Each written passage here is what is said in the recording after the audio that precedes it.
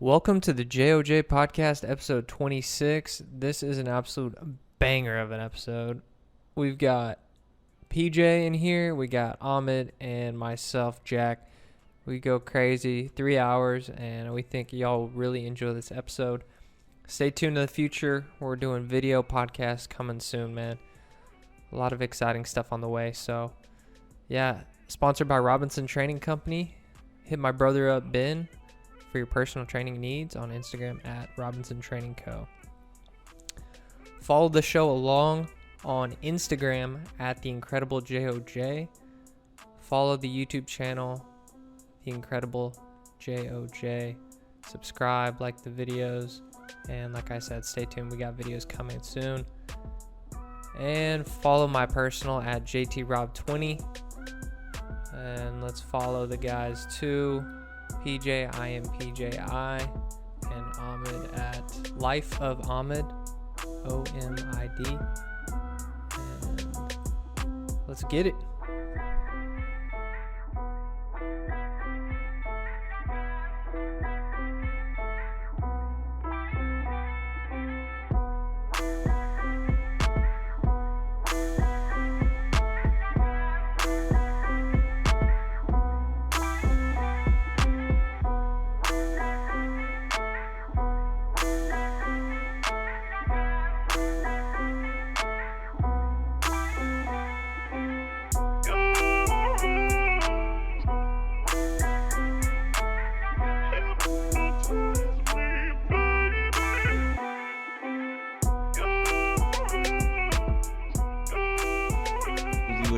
I'm a Mavs fan, and then wherever LeBron at. Okay. All right, I respect that. Okay. What about you, Omid? I like the Mavs a lot, and bro, do y'all remember? Like, I used to be the biggest fucking bandwagon in high school. I don't know if y'all remember. No, same. I was a fan of the Knicks because I like Carmelo. Yeah. And I was a big bandwagon for the Knicks in high school. I like the Mavs. They definitely have something, bro. They're gonna put a Luke statue up next to Dirk's, bro. Dirk's statue is very nice. Yeah, For sure. Fade away. They got to. One-legged. Dude, Nice. and then what Dirk brought, just winning one championship, I mean, it was amazing for this area. Yeah. Should have been two. Which year was that? Which year for the second one? Fuck. Was it two? I forgot what year. Bro, the craziest story, because, like, I used to watch I swear, bro, I watched every single game that season, and I knew every single person in the league. Like, you know what I'm saying? You can name their initials, and I would know what team. No, I swear. But I watched every single game that season, and then my team played my brother's team. My brother, he liked the Miami Heat, and they played in the finals against each other because, your brother's team versus your brother's team is like talking shit. That's exactly the same. But my brothers. It was like game 2, and I had to go overseas. So I didn't know who fucking to Iran, you know what I'm saying? Oh, shit. To the Middle East, where like internet is kind of like banned, not necessarily banned, but it's kind of like you're kind of cut off from like, the USA and the world. So I didn't know who won for like months on months. Wow, so you were there for a while. Yeah, I was there Holy for crap. for like 2-3 months. Dang. But, Mavs pulled it through. Freaking Yeah. Dirk Nowitzki. Especially against the Heat. And honestly, I'll admit it too. I was rooting for the Heat. I can't even lie. I hated LeBron at that I time. was such a bandwagon. You hated LeBron in the villain stage? I didn't like LeBron until he left the Heat. It went back to the Cavs. Yeah. When Kyrie came back against Golden State. It's easy to go against Golden State. Yeah, I love Steph though. He's my favorite player. Yeah, You he's like that? I don't know. It glitched. Why is Kyrie not playing?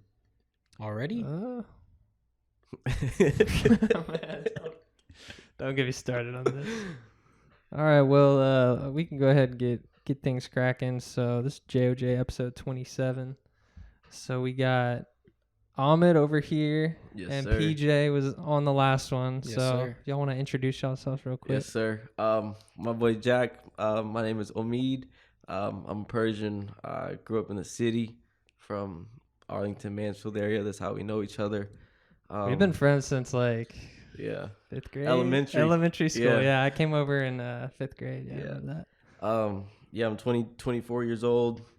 I'm focused on I want to be peak physique, peak mental, peak, just locked in, bro. You know what I'm saying? Mm-hmm. And that's what I'm focused on. Nice. I'm PJ. To be honest, Jack, I'm gonna let you do the intro like you did last time. All right, that's fine. Well, I wanted to bring y'all in because I know Ahmed's got a lot of business, experience, managing businesses, and PJ being around Goldies too, and just I respect y'all both for that, and y'all are unique people too. So I feel we get a good conversation going. Cheers. So Cheers to that. cheers to that. You just Oh, all right. So y'all watched the Super Bowl? Yeah, I did. Sir. Yeah. What'd y'all think? It was probably one of the greatest Super Bowls I've seen up until that last 2 minutes. The penalty? Yeah. That was barely a hold, bro. It's Super Bowl. Let it go. It was a very good game, bro. He wasn't even running towards that corner. It's tough. My boss, he was like, I have a friend who believes it's 100% rigged. Oh. And I'm like, really? I mean, did you see that Arian Foster? The fake script? Yes. Where it was 37-34? Wait, what? There's an actual script for it? Preliminary report, I guess. It showed final score was 37-34, Eagles, and everything looked real, but I think it was in the first or second quarter the Eagles scored 11, which is hard to do. You'd have to do a touchdown with 2-point conversion and a field goal, or 2 safeties.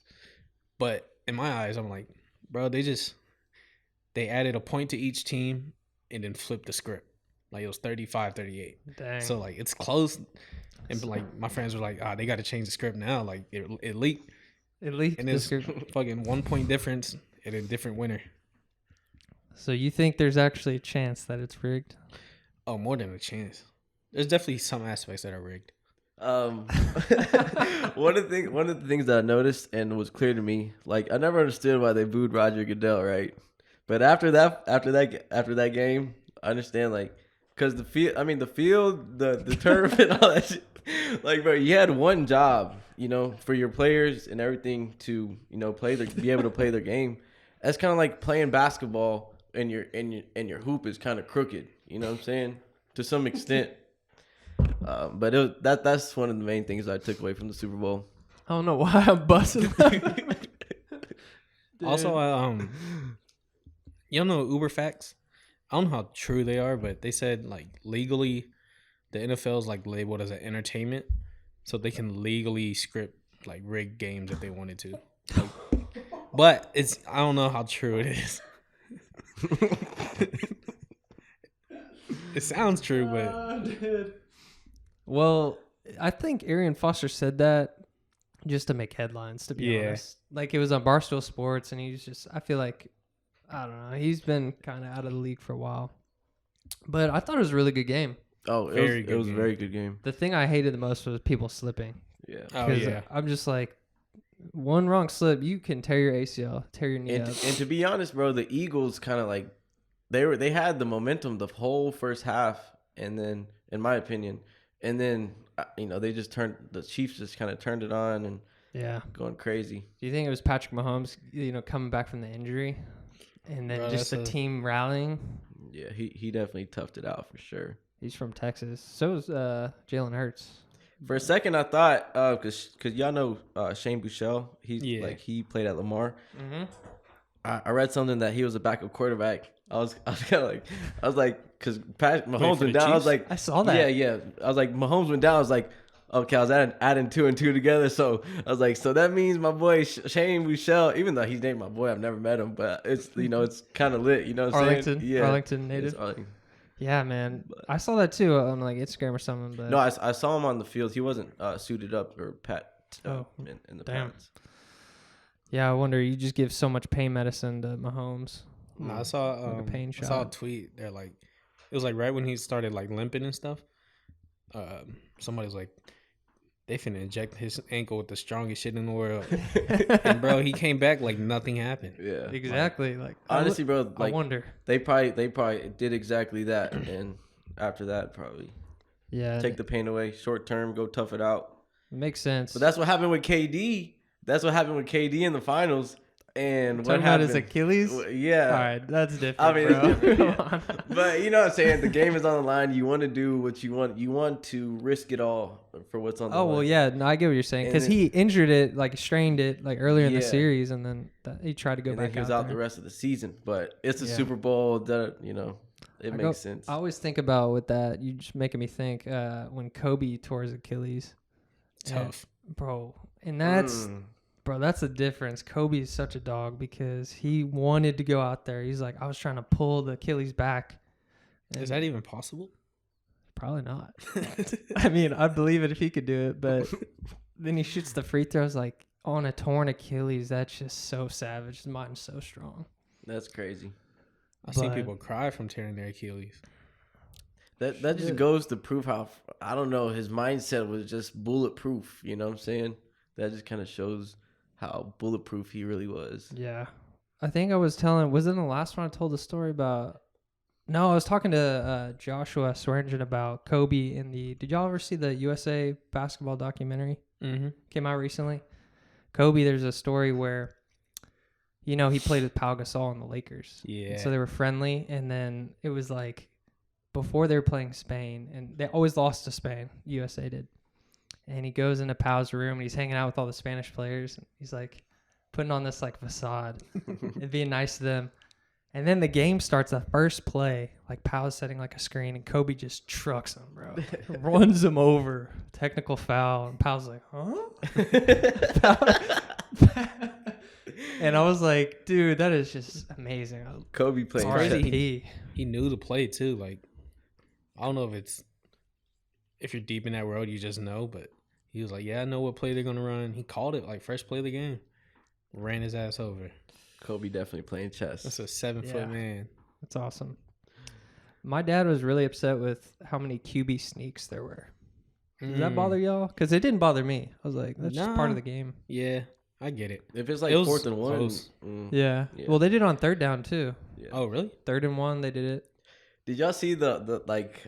I don't watch too much football. I don't really watch. But the play that they like, I think they scored a touchdown or they had a good drive, and then like they start dancing in circles. You talking about the Chiefs? Yeah, the Chiefs. That shit didn't work. Oh, You know what I'm yeah, talking yeah, about? yeah. Like that misdirection play. Yeah, I hate that Yeah. shit. They ended up, it's funny because they ended up scoring on 2 misdirection plays. Not like that, but they had one guy run in and then cut right back out. Eagles couldn't stop it. Yeah. Yeah, people were changing cleats and everything. And I had heard that they actually, this guy grew the grass. I think it was like for 2 years or something like that. I heard they spent like $2 million on that. The thing is, so bro, stupid. the things we got to stick to what works and be simple. You know what I'm saying? Don't overcomplicate it. It's just grass. No need to put $2 million on grass. You see him at halftime wiping the shit off. Like, that's just, they learned a lesson. And yeah, I would do that. Do y'all like Rihanna's halftime show? Yeah, I like Rihanna. Yeah, she's good. Beautiful. Very beautiful. Was she pregnant? She just Yeah, shoot she your shot. Nah. Hey, Rihanna. Hey, listen to my You happen to listen to this? Yeah, you have beautiful skin, and Yeah, she was good, and I didn't realize how many hits she had. I was like bobbing my head. I was like, yeah. all right. I saw a lot of people like tweeting. Rihanna has hits on hits on hits. It's Yeah. kind of sad she didn't bring anybody out. Yeah. Dude, when they played Right Above It, I was like, please.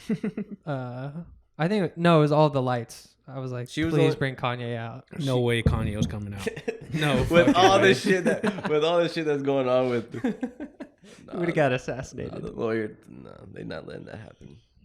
Any commercials? Yeah, I like watching the Super Bowl for the commercials. But what I noticed was they get lazy. These companies, all they do is just like pay celebrities, Yeah. and it's Yeah. just like, oh, you got like 5 celebrities in your commercial. I think That's kind of annoying. so. As far as these commercials, like the way I look at it, I love Tesla. Right, they're one of the best, most disruptive companies in the world. They'll probably be one of the top companies, valuable market cap wise. These guys don't spend a dime on advertising. Meanwhile, a majority You of don't need to. a majority of these companies who are not profitable, DraftKings not profitable, Lucid not profitable, so many of these companies that are spending money on advertising and paying top dollar with these commercials, like they're not seeing a return for it. Yeah, they're probably working backwards. Meanwhile, Tesla and Elon Musk is playing chess. He said, "I'm gonna buy out." He said, "I'm gonna buy Twitter." You know, and the thing is, how does that make General Motors profile? Like you know what I'm saying? It just, I don't know. It's just a different game being played. It is chess, and I really like Elon for buying Twitter because things are getting crazy. It was getting one-sided too much. It was dying. It was dying, yeah. Yeah. And it was just all these journalists that were entitled. Yo, I know PJ. I follow PJ. He always retweets some good stuff. Do you use Twitter, Jack? I got back on it, but no, I was kind of off of it. I got to be honest. I think Twitter is a very good for information and stuff like that. Mm-hmm. Plus, you know, Elon. You know, you got to have big trust in Elon that he'll bring it back. Yeah, the free speech thing is, I think, really huge. And have y'all seen the Twitter files? Have y'all heard of those? Oh, yeah. It was basically saying that the FBI was like saying, hey, colluding and stuff. Manipulating all the stories like that were against the narrative. And it's crazy, but I'm glad Elon's doing it. And he paid... How much was it? Like 420 billion or something crazy? Nah, I don't think it was that. I think it was like 30 billion. No, it was up there. I think it was 100 billions. No way. It was 54 billion. I think 54 really? billion. Okay. It was a double billion. Because I think it was like $420 a share or something. It was like a joke. No. It wasn't Bro. 40. No, that was Or $4.20 a share. Hey, Nah, he said 420 and 69 cents. Yeah. Okay. He said. I'm kidding. No, That's definitely a joke. He said he'd take Tesla private for 420 a share. Yeah. That was like years ago. Yeah. He got like, I don't know. I think he just got out of that lawsuit. Yeah. I think he won it too. Yeah, he won it. But yeah, I think it was like 30 something billion. Let's see this. No, I think it was 54 billion. No, $54 a share. 44 billion. 44 billion. Okay. Yeah. See. Halfway through. 54.20 a share. 44 billion. That's crazy. Still 420 in there. And I had to get that in there. Bro, Elon is the type of guy to literally do that on purpose. Yes. To troll. I love it too because there's no, like, he makes room for that, like, humor in life, and I really like that about him. Yeah. Because he cares about, like, you know, us, you know what I'm saying? Like, humanity. Yeah. Really, I do believe that was a huge move for humanity. You ever see him, like, talk or, like, present? I'll watch all his interviews. Like, he's such an awkward podcast. dude. Like, if you watch like his Full Sin pod, have you seen that? No, not even that. Yeah, I've seen that one. But like, if you watch not like podcasts, but like if you look up the Cybertruck like announcement, like where he's on stage and stuff, he's so awkward. Like he's just hella pauses and but like doing his thing. That Cybertruck unveiling did not go well. Didn't he break the window? But around that time, bro, Tesla was valued so cheap. Like, I don't know if you know this, but like they've had to split the stock so many times, and bro, I'll be honest, I've been in the markets and I invested in them before COVID, and before COVID, and it rallied because I knew they would be worth at least $1 trillion. Right now they're worth 670. They're definitely gonna be worth at least fucking $1 trillion, which is 30% upside to what it's at right now. That's some good foresight for you, seeing how they would disrupt the industry. Because me and my brother Ben, we were sitting in his car and we're looking at the Tesla prices, like, I think it was like $400. And we're like, dude, that's way too expensive. We shouldn't buy it. Yeah. But we didn't see the long term. And I actually do invest in Tesla now. I only have like 3 shares. But you see how sometimes the stock price doesn't tell you the story, right? Right now you see it's 214, but that's because they broke it down and divided it. They split it a couple times. Realistically, if they never split it, bro, that price is at like 4,000. Yeah, didn't they split it at like 1,500? And when they unveiled the Cybertruck, it was at 330 pre-split, and right at today's price, pre-split is probably at like 3,000. Which is 10x. Well, so they have the first mover's advantage in the industry where they're the first kind of group to have success in electric cars, and so he's created all this technology, even the gas, like, or not the gas, but the charging system, which now it's universal now. Yeah, where I saw Biden it's tweet expanded. that, Yeah. And I just wonder, like, he made the electric car sexy too, you know, like Sure. it actually looks like a good car. Literally, he made it sexy. The Model S, the Model E, the Model X, and the Model Y.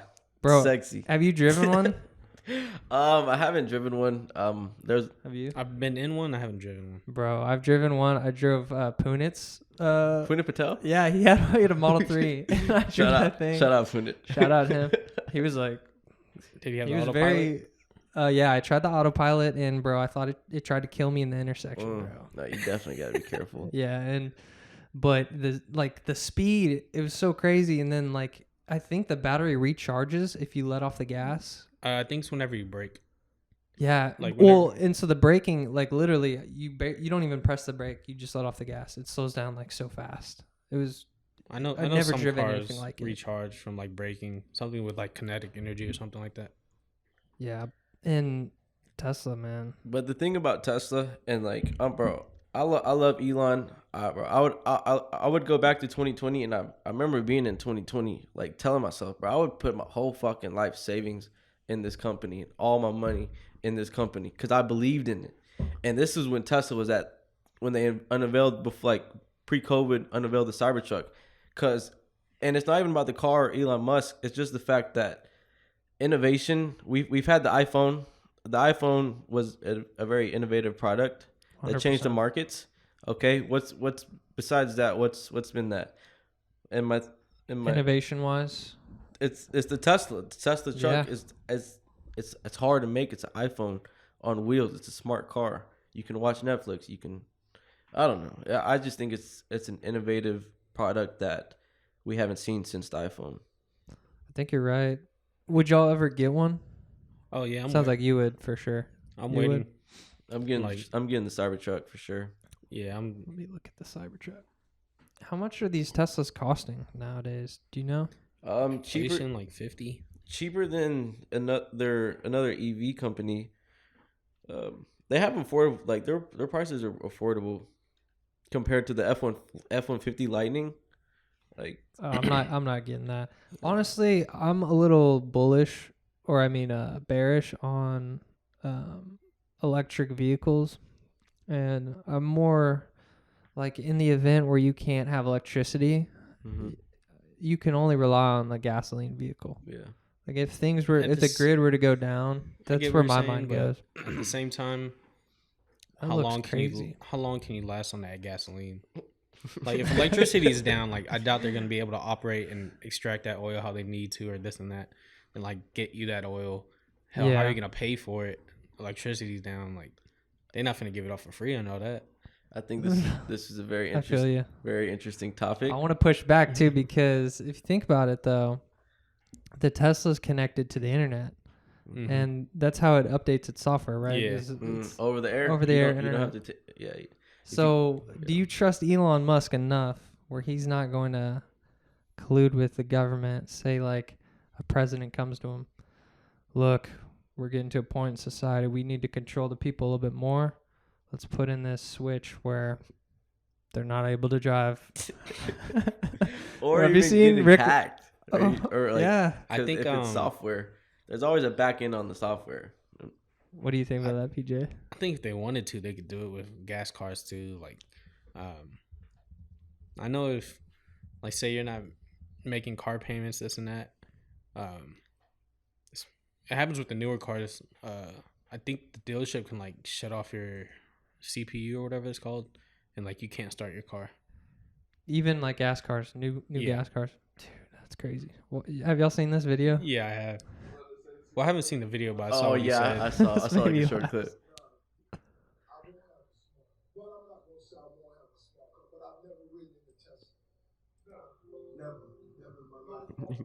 He's so serious. Because I've always had in the back of my mind the government can tap into the brain of the car.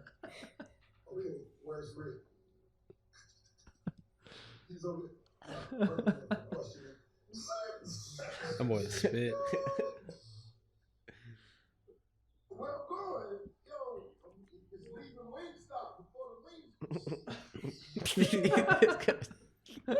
He's crazy. What you think it came? Is he at his house? Probably. That looks He's crazy. just like holding the phone up, talking to people. Bringing you pieces, robot cars, tacos. So you get in there. That's the gist of the video. Yeah. For I sure. think he brings up a good point, though. It's a good argument, bro. But at the same thing, it's this. You could say the same thing about your phone. Your phone, Yeah, they that's could what I tag was in your gonna say. phone, or boom, boom, boom, Yeah, that's right. or even your camera on your laptop. There's just so many things. But going back to the EV and you being bearish on EVs trucks, I Mhm. think they have the government has something, they're trying to reach that all car sales have to be electric by a certain year. I think it's like 2050. Yeah, I think yeah, so. maybe even before. So with that being said, bro, it's like, okay, EVs are going to Yeah, have a place. Have y'all- and that makes sense. Have y'all seen the Hummer EV? I've seen No, hold up. it. LeBron. But look, type in Hummer EV crab walk. Crab walk. Yeah, Oh, I might have seen this actually. I'm sure you've had to see it. There, go to videos. Come on. Hold on, let me go on YouTube. All right. What? So is this like to get over big rocks? Nah, I don't know what it's for. I don't think it's for anything. It's just the mode It's- that It, they're pro- like, holy shit. it probably make parallel parking a lot easier. So Yeah, Oh yeah, I've seen this.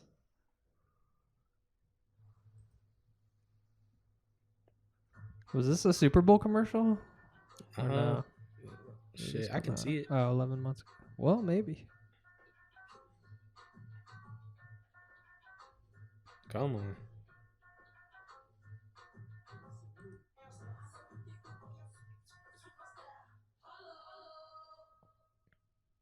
Oh, so Brown. What the fuck? I was not expecting that.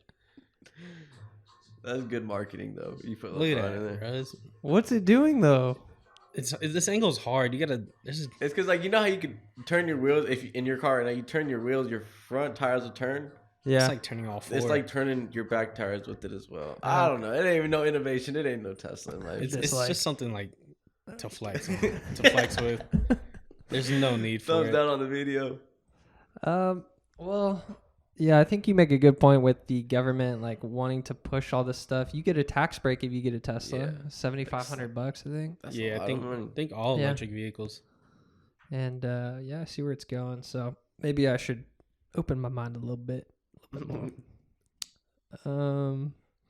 Y'all been seeing the UFO shoot down stuff? I've been seeing that. PJ, what do you think? I think they just trying to deflect from what's going on in economy. Something's Yeah. going on, and they're Yeah. like, just put UFO shit in there. And It's time for the UFOs. First quarter of 2023, start dropping the UFO. The thing is, they have never dropped like UFOs. Like the Pentagon or the government has never really talked about UFOs. I mean, maybe they have. Well, they brought it up in 2020 here when that. Y'all remember that video on the coast of California? It was like this little small tic tac Yeah. thing. Mm. It was a Navy pilot who's talked about it, but that was, I think this is what it's talking about. 3 videos, 2004, 2015. Basically, it shows this little tic tac thing, but I don't know. I don't know. Yeah, What do y'all think about this I stuff? think UFOs are a very interesting topic. Just because if you look at Earth, right?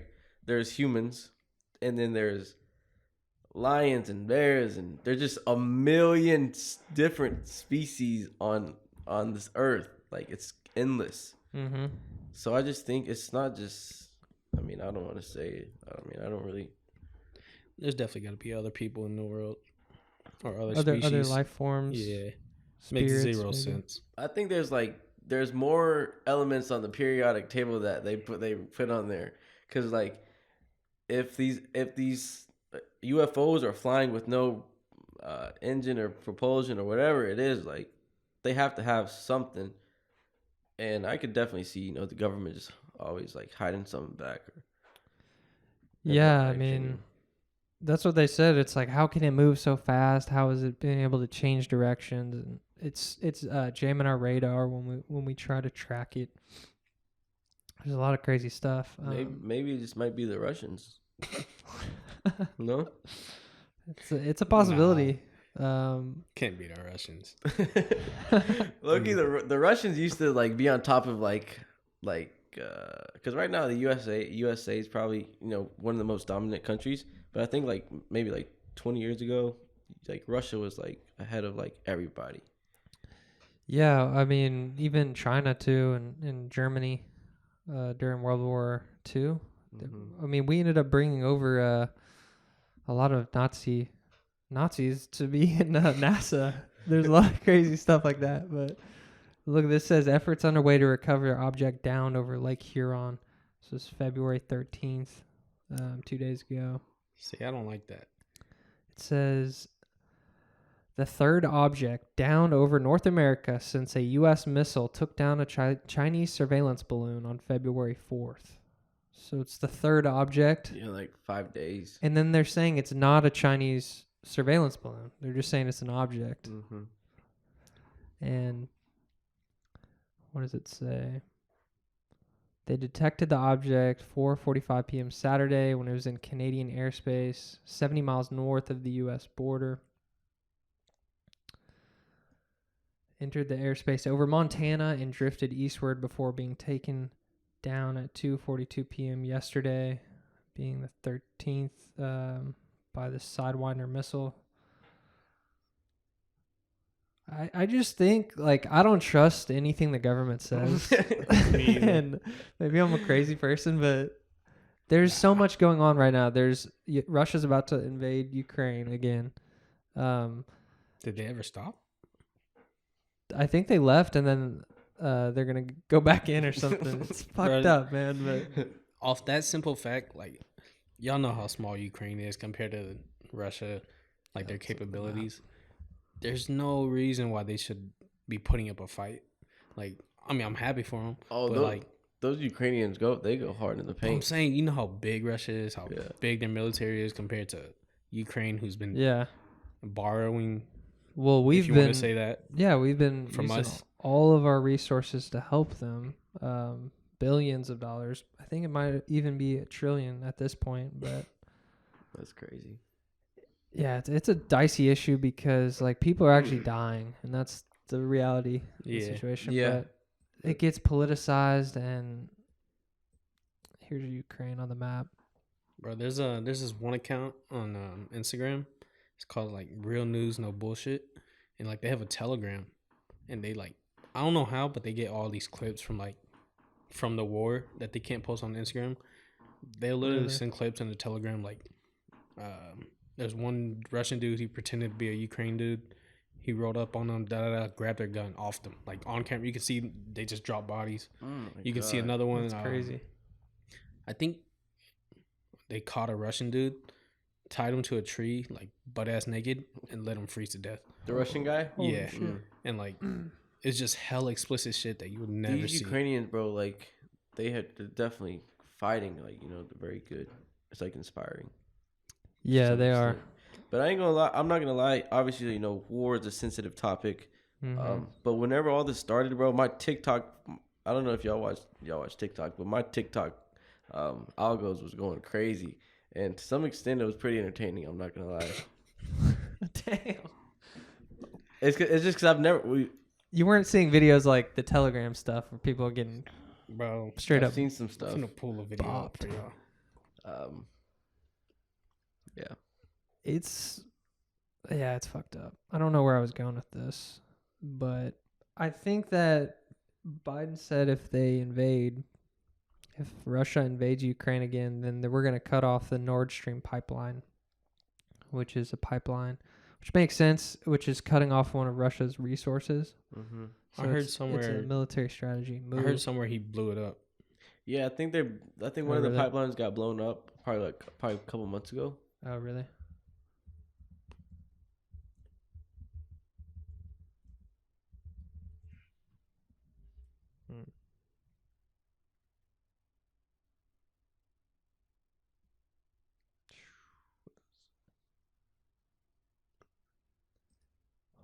I don't trust MSN. Let's keep it. Man, fuck the news. Are you good with seeing like graphic shit? Yeah. Like this is one of those, like a Ukraine mass grave. Oh my god. It's like That's messed just up. dumping bodies. That is crazy. There's so much fog of war, though, you know? Like, things are going on in Ukraine and Russia, and things get out, and then there's propaganda being pushed by both sides of the thing. So there's just a struggle into figuring out what's actually happening. Yeah. And it's hard because people are dying, but I don't really know what the solution is. I feel like peace would be good. However, there's so much profit in... But honestly, one of the main things that I learned, because after COVID and the economy shuts down, they say one of the best things that is good for an economy is war. Mm-hmm. To some extent, you've heard that as well. That's exactly right. Yeah, the military-industrial complex. But it's still sad. This world we're so blessed. I'm an immigrant. My parents moved here from overseas, and I just know that our life is very, very high quality compared to overseas. Mm-hmm. And not to say that overseas is different, but they live it different. They have more things other things that they focus on. Like, they don't really care about too much money. Like, I just went to Puerto Rico. Everybody's over there just having a good time, and and it's different. It's a different focus of life, what they're trying to get out of life. Yeah, that's interesting. I actually listened to a podcast the other day that was talking about that same thing, and they were saying how America has all of our needs are met, and we get to the point where we're starting to, like, we want to do different things and affect change. Like, we're complaining about things that, like, in other countries it's just normal. Like, they're not complaining about this stuff. Yeah, I think our life being so good, it kind of leads to the mental health crisis and depression and all that stuff. Because people take things for granted, pretty much. I mean, it's definitely true. Wow, so that was dark. From UFOs, all I said was it might be the Russians, huh? And everything went downhill after that. No, but yeah, I wanted to talk about this story, the East Palestine, Ohio. Have y'all seen that? I've seen a the little train bit. Train explosion. I heard there's Crazy, I man. think like 4 train derailments, like Recently? separate from this one. Like, Yeah, I think I've seen that too. And I don't know how often derailments are, but that seems kind of odd. I hate to say it again, but it may be different. Military, don't want to say the Russians again, but it may be like a tactic, something like that. But speaking on that explosion, the chemical explosion, bro, it's like, that's so crazy. Like, you know what I'm saying? It's the closest thing to an apocalypse. Like, yeah, I feel sometimes they try to portray these type of things to feed into, the idea of an apocalyptic, because we humans, they entertain that a lot. There's so many movies about that. Mm-hmm. I just hope it's not exaggerated with that, and I just think it's very disgusting, in my opinion. Yeah, I think so. I mean, there's been, fish have died and stuff, and apparently one of the chemicals, I think, in there, it attaches to water. And Yeah, so, I think. do you know which ones? I don't know. They said some rivers contaminated, and it runs from like state to state. But stuff like that, bro, it makes me want to just run away from like society. To be honest, like not saying I would, but and who knows how these guys in Ohio in the area feel, something that they can't even control. But it makes me just want to go to like Belize or just somewhere just ducked off and do something else. Just like where there's nothing crazy going on. People aren't. And then one of probably the biggest story is the earthquake that hit in the Middle East. Turkey. Oh, It's yeah. killed over 100,000 people. Oh my goodness. Prayers up. I was thinking about that earlier. I was on the highway. I was like, bro, there's probably like a couple hundred on the highway right now. And just picture it if they're all dead. That's like Turkey times 1,000. Holy crap, man. I think this was probably the worst earthquake and worst death toll ever from an earthquake. That is insane, man. Wow. I mean, with all this stuff going on, that it's so tragic, and it's almost like, dude, like I'm getting numb to a lot of this stuff now, and it's messed up to say, but they're human lives and everything, and I try to be empathetic and compassionate, but bro, it's just like, That's all you can do. yeah, it's all you can, and then pray, and then, I mean, if you think about it, if you're religious or anything, they talk about kind of the end of times with earthquakes and all these natural disasters happening. And man, I don't know if that's just like we're being fed that on media, or like this stuff is happening all the time, or is it increasing? It's crazy. How does a city bounce back from that? Or like a country? Like that place looked demolished.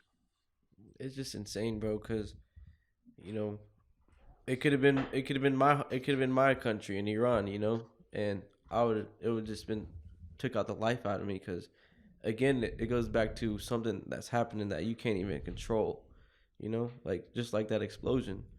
People in Ohio, they had nothing to do with that.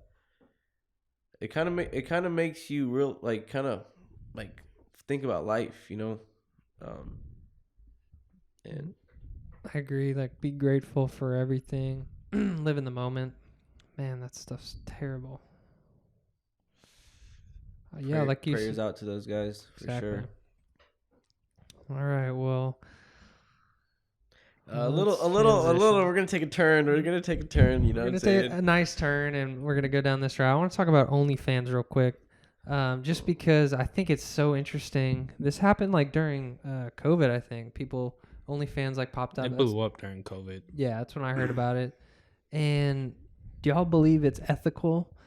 I sort of think it's not, and like I think they're selling like pornography. That's pretty much what they're doing, but it's like broken it down where these girls are able to just have like maybe a following.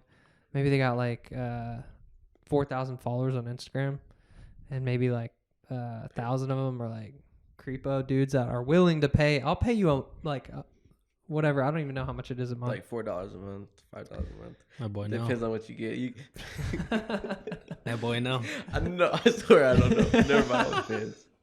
Depends on the tier level. Best thing I bought was YouTube Premium. That's the best.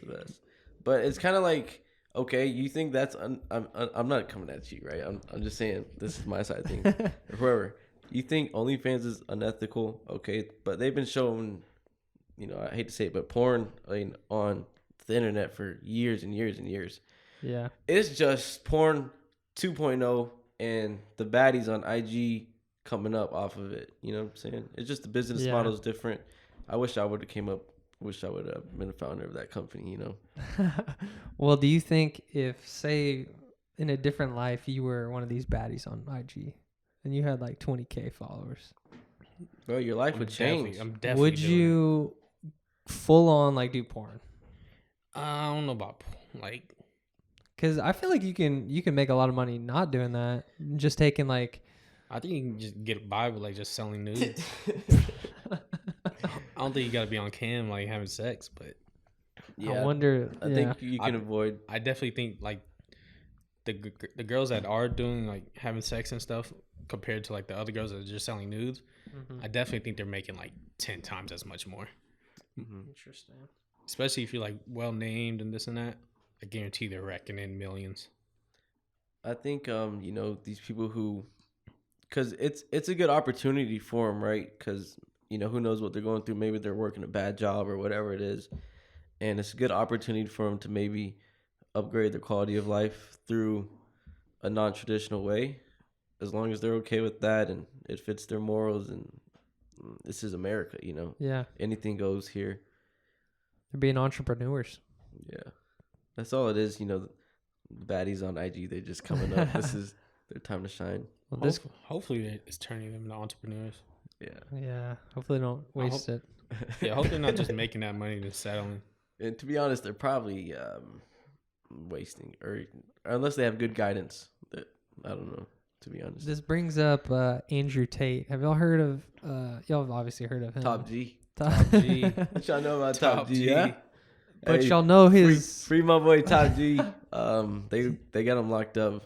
He's still in prison. Bill Gates has him locked up or something. Did you see what he said about Tesla? Oh, he doesn't like Teslas. He likes that crank and dank. You know what I'm saying? I don't blame him. But he like Elon put him back on Twitter, and he said Elon is top E. So whatever top E says, you know. I was bringing him up because I heard of his story. I watched a podcast of how he actually made his money was Webcam girls. Webcam girls, and that's what he's in jail for is allegedly human trafficking. And have y'all heard of that? It's a different human trafficking than like the normal definition we're used to. From at least what I heard, it's basically like he's saying he was like forcing them to do these webcams and branding his name on them, like tattooing. But like, if you think about it, I doubt he sat there and like stuck a needle to him and like, you're gonna get this. Yeah. And like a lot of, from what I've seen, like the girls that are being or that like have dealt with him, they're like, nah, he didn't like force us to do this and that. And then today I saw somewhere. Are you squeaking over there? I don't know what app, but that's you. I don't know what app it was, but we all squeaking, huh? It like exposed like two girls like plotting on him, like, yeah, let's just lie about this and say this. There's definitely some plotters trying to feed in his pocket. But Free no, Top G. I respect the man, bro. And honestly, bro, he has a good message. Obviously, some of the things he says about women, you know, I don't agree with. But I respect his business model. Bro, you don't become the most famous person on Instagram. I mean, most famous person on the internet by not having a good product. And I think he cracked the code. His business model is very unique, and it's amazing. I don't know if you know his business model, but it's kind of like he teaches people how to create, make money on the internet. And one of the aspects is creating videos. Okay. He teaches people how to edit videos. And what does he do? He documents all of his footage of doing whatever. And he says, go make a video of this, upload it to TikTok, boom, boom, boom. Which is crazy because it gives an audience. You have 10 million soldiers now working for you and posting videos. I just think you don't become the most famous person on the internet by having a weak message or a fraud message. I think he's the real deal. He's Top G. So you mentioned that's like you can pay to have this kind of plan, and didn't he have like a Hustler University? Is that what it's called? I think that got shut down. So then you're making videos, you're learning how to make videos. Are you making videos and then like promoting him at the same time, and he's getting that backdoor like marketing from that? Is that what's happening? Or are you just making videos for yourself because I think and learning from him and just paying him a monthly? Yeah, I think you just pay him a monthly and you pay a monthly subscription. It's like a Discord subscription or whatever. He probably has 50,000 people in his real world AI or Hustlers University that pay him probably $200 a month. If you think about that, that's probably like $1 million, minimum $1 million a month. But it's up there. But I have a friend on my Discord that joined his new one, and he gave me like his login. So like, oh really? Yeah. So I've actually been in there a little bit, and one of the things that I've been trying to get into is how to edit videos, and his videographer kind of teaches how to make videos and edit videos and make TikToks. So I found value in that. And what the sheeps do, they go and get the Top G and create Top G videos and clips. The way I look at it, okay, I'm gonna learn how to edit it, and then I'm gonna, for me, it's my music or whatever it is, learn how to edit that and change up the product, because they're teaching the product that he's selling and they're editing is Top G videos and Top G, but you can replace that product with whatever it could be. That's actually, there's value in that. I could see that. Yeah. And I honestly like him too. I agree with his message. Like, I kind of agree exactly what you said. Like, some of the stuff he says, I wouldn't say that, but I think he's straight up and. But that's what it takes to kind of be disruptive, you know. Yeah, he like went viral. Like never heard of this dude, and then all of a sudden I'm like on YouTube. I'm like, TikTok. bro, who's this dude? And then I watched an interview with him with Patrick Bet-David. Mm-hmm. I was like, holy crap! Like he's literally canceled. They tried so hard to cancel him, and he's talking about the Matrix. That's one of my favorite movies. He's like, you have to get out of the Matrix. All these people are against you, and I really liked a lot of. He said Patrick David is a G because Oh, yeah. David hit him when he was like, "Where you at?" Da da da da. And Patrick was like, "Okay, I'm coming to see. I'll be there in like 48 hours." Bro, Hell yeah, shout out he's Patrick. a G. Yeah. Have you ever seen that Patrick Bet-David podcast, Mm-mm. bro? He's giving out free. But content. I like Top G because I resonate with some of the things he says because I have a brother and I'm always working to have the best relationship and He's got a good we all have relationship with brothers, his you know? brother. Yeah. And he talks about the gym, being disciplined, and going through stress and the struggle. And bro, like to be honest, bro, I relate to that a lot, and I feel like many people do, and that's why. Yeah. He's up there. I like him too because he tells it how it is too. Like he's saying, like if you're not willing to train every day, that other person is going to train every day and is going to take your spot. Or you can apply that to anything in life. Like how bad do you want it? And What do y'all think about him and how he moves in his entourage? Like select few men, and then just like his brother. and just baddies all around him. I mean, that's a man's dream, right? You know? Yeah. What do you think, I PJ? think- Like let's say you're up and popping, your money's good, you have whatever, and you got your boys with you, so like handful of boys, and then just like 30, like like no, like cause like I'm not gonna lie, cause I don't know what it is. Maybe I learned from him, but that's the type of thing that I'm trying to be on, to be honest. I think Respectfully. I think every guy would like to be that. Yeah. It's I like don't know. Dan Bilzerian kind of. Yeah. At the same time, it's Damage is OG of it, I guess probably. it depends how you look at life. Yeah. Like I know some people like they wouldn't want that. Like they want a girl to settle down with. Like Yeah.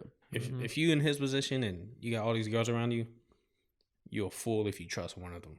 Like it's gonna be hard to trust one of them at least. Like why they're with you in the first place. It's unless you really build that connection. Like you find out what they about. If I was him, I'm not trusting one of those girls. Yeah. It's definitely some entertainment to like I would say lust over love, but at the end of the day, it's all like the girls are in on it too. Like the girls are having a blast and don't gotta pay for much. Yeah, they know what they're Yeah. doing. Yeah. They're posting on IG. I like that business model, to be honest. Y'all think he means like all that controversial stuff he says about girls? Like I'd never let a girl drive my car. I think more like the other stuff like that is like I think he means that, honestly. I think that too, but like I can't give an example, but like I know he said some like other wild shit, but you can just tell it's like he's trolling. Like I think that's obviously, his troll. obviously he's not gonna do this or whatnot. But he said like one of the things he says, he's like, bro, a 20-year-old who's less been through with less dudes is more attractive. Like you can't lie, bro. It's facts. Yeah. You go to a gym, you will see 30, 40-year-olds just they become like hypnotized. Like when a baddie walks in, they just can't control it. They get it's I swear it's like that. Baddie walks in. They start. It's definitely like I don't know how girls see it, but like the way they portray like going to the gym, like at least coming from a dude, at least you're at least gonna take a look. Now, once you get to like staring and like just like really like stalking her, then you're weird. But like you can't be creepy. Yeah. ain't nothing wrong with checking somebody out for like 5 seconds. Yeah. And if you're like good looking, you're gonna attract that attention. Yeah. So I don't think anyone should be upset about that. What I want to bring up is the fact that he's being accused of human trafficking, right? And I just want to explain the scenario because I think there's something here where if he's in these girls' ears, like in wherever, in Romania or some country where there's not a lot of opportunity for these girls, but they're beautiful, right? And he's like explaining this business model to them. You're going to be a model And so I'm just speculating. I don't know anything. And then they're like, okay, I'm down. I just want to be a model and take photos.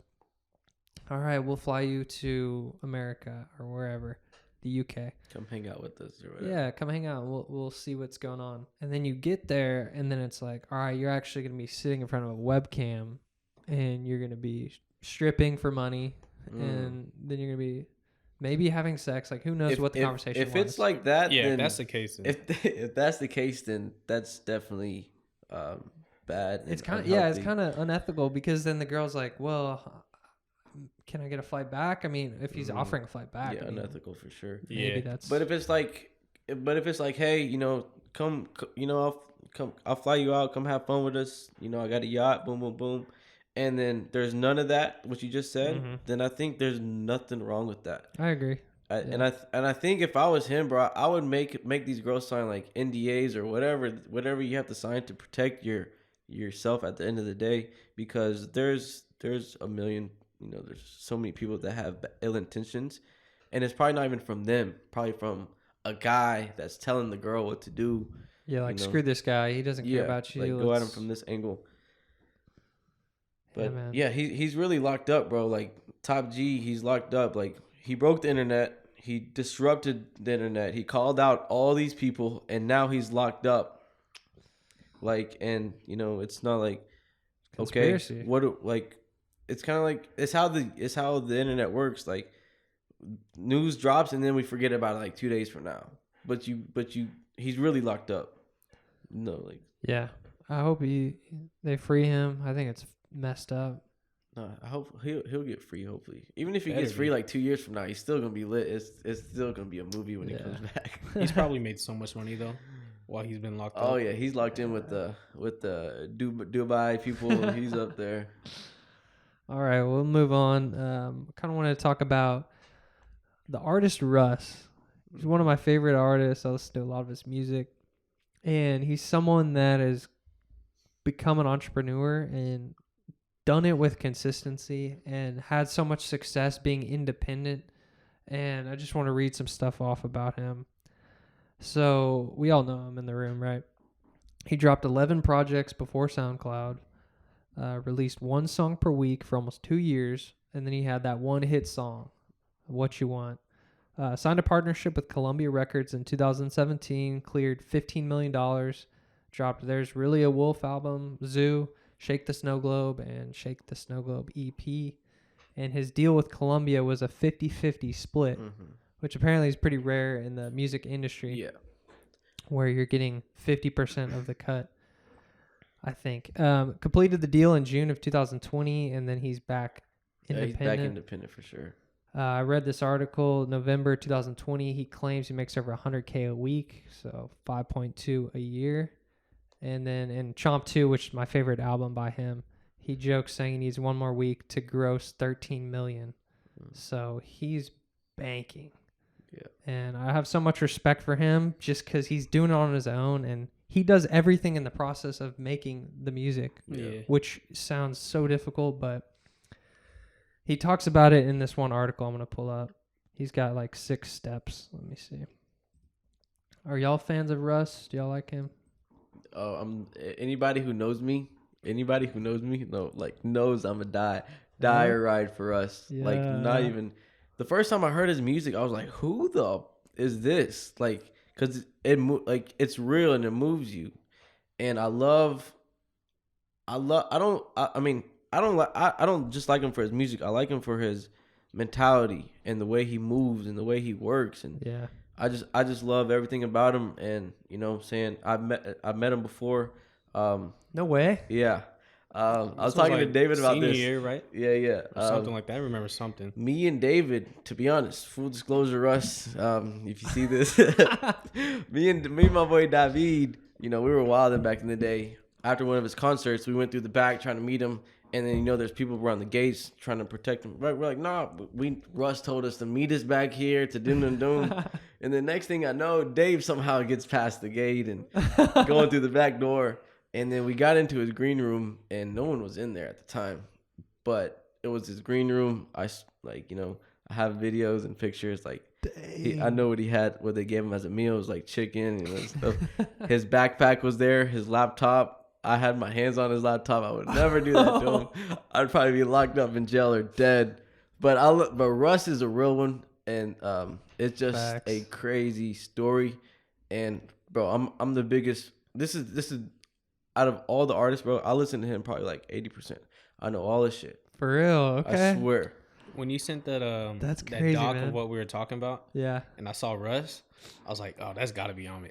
I was like, Yeah, Omid- honestly, I I thought Omid you. put it in. I I thought you honestly slid didn't there even for know. me. Yeah, I didn't even know you met him or were a fan, really. Yeah, that's what I thought. I was literally thought you honestly slid that in because of me. No, dude, I love Russ too, and like his Chomp 2, bro. Yeah. I bang that all the time. No, I like Russ. I like Russ a lot. Again, I think I just like the way he moves and what he's done is very respectable. I think he's the only artist to go platinum on an album that he produced, made the beats, did everything himself. That's powerful. It's just crazy. He's a pioneer. He does everything himself, Yeah. which makes you so valuable, and that's why he was able to get that deal from his label. Yeah, I can't listen to Russ, but as a businessman, Wait, I hold rock up, with what? him. I just can't listen to Russ. But as a businessman, I'll fuck with him. Yeah, he's a boss. So he's got 6 steps here, or this is someone basically explained 6 ways he leveraged the internet. Build a brand is what he says first. Have your music accessible, or whatever product you have, like have it on all the social media services, makes sense. And consistency. That's what I noticed about him too, because I had heard an interview where he's like, bro, I was making songs every day before I popped. Yeah. Like, and people just assume like you know, make a hit or you get like propped up, but he was actually working at it consistently every day. And that's what I really respect about him, that consistency.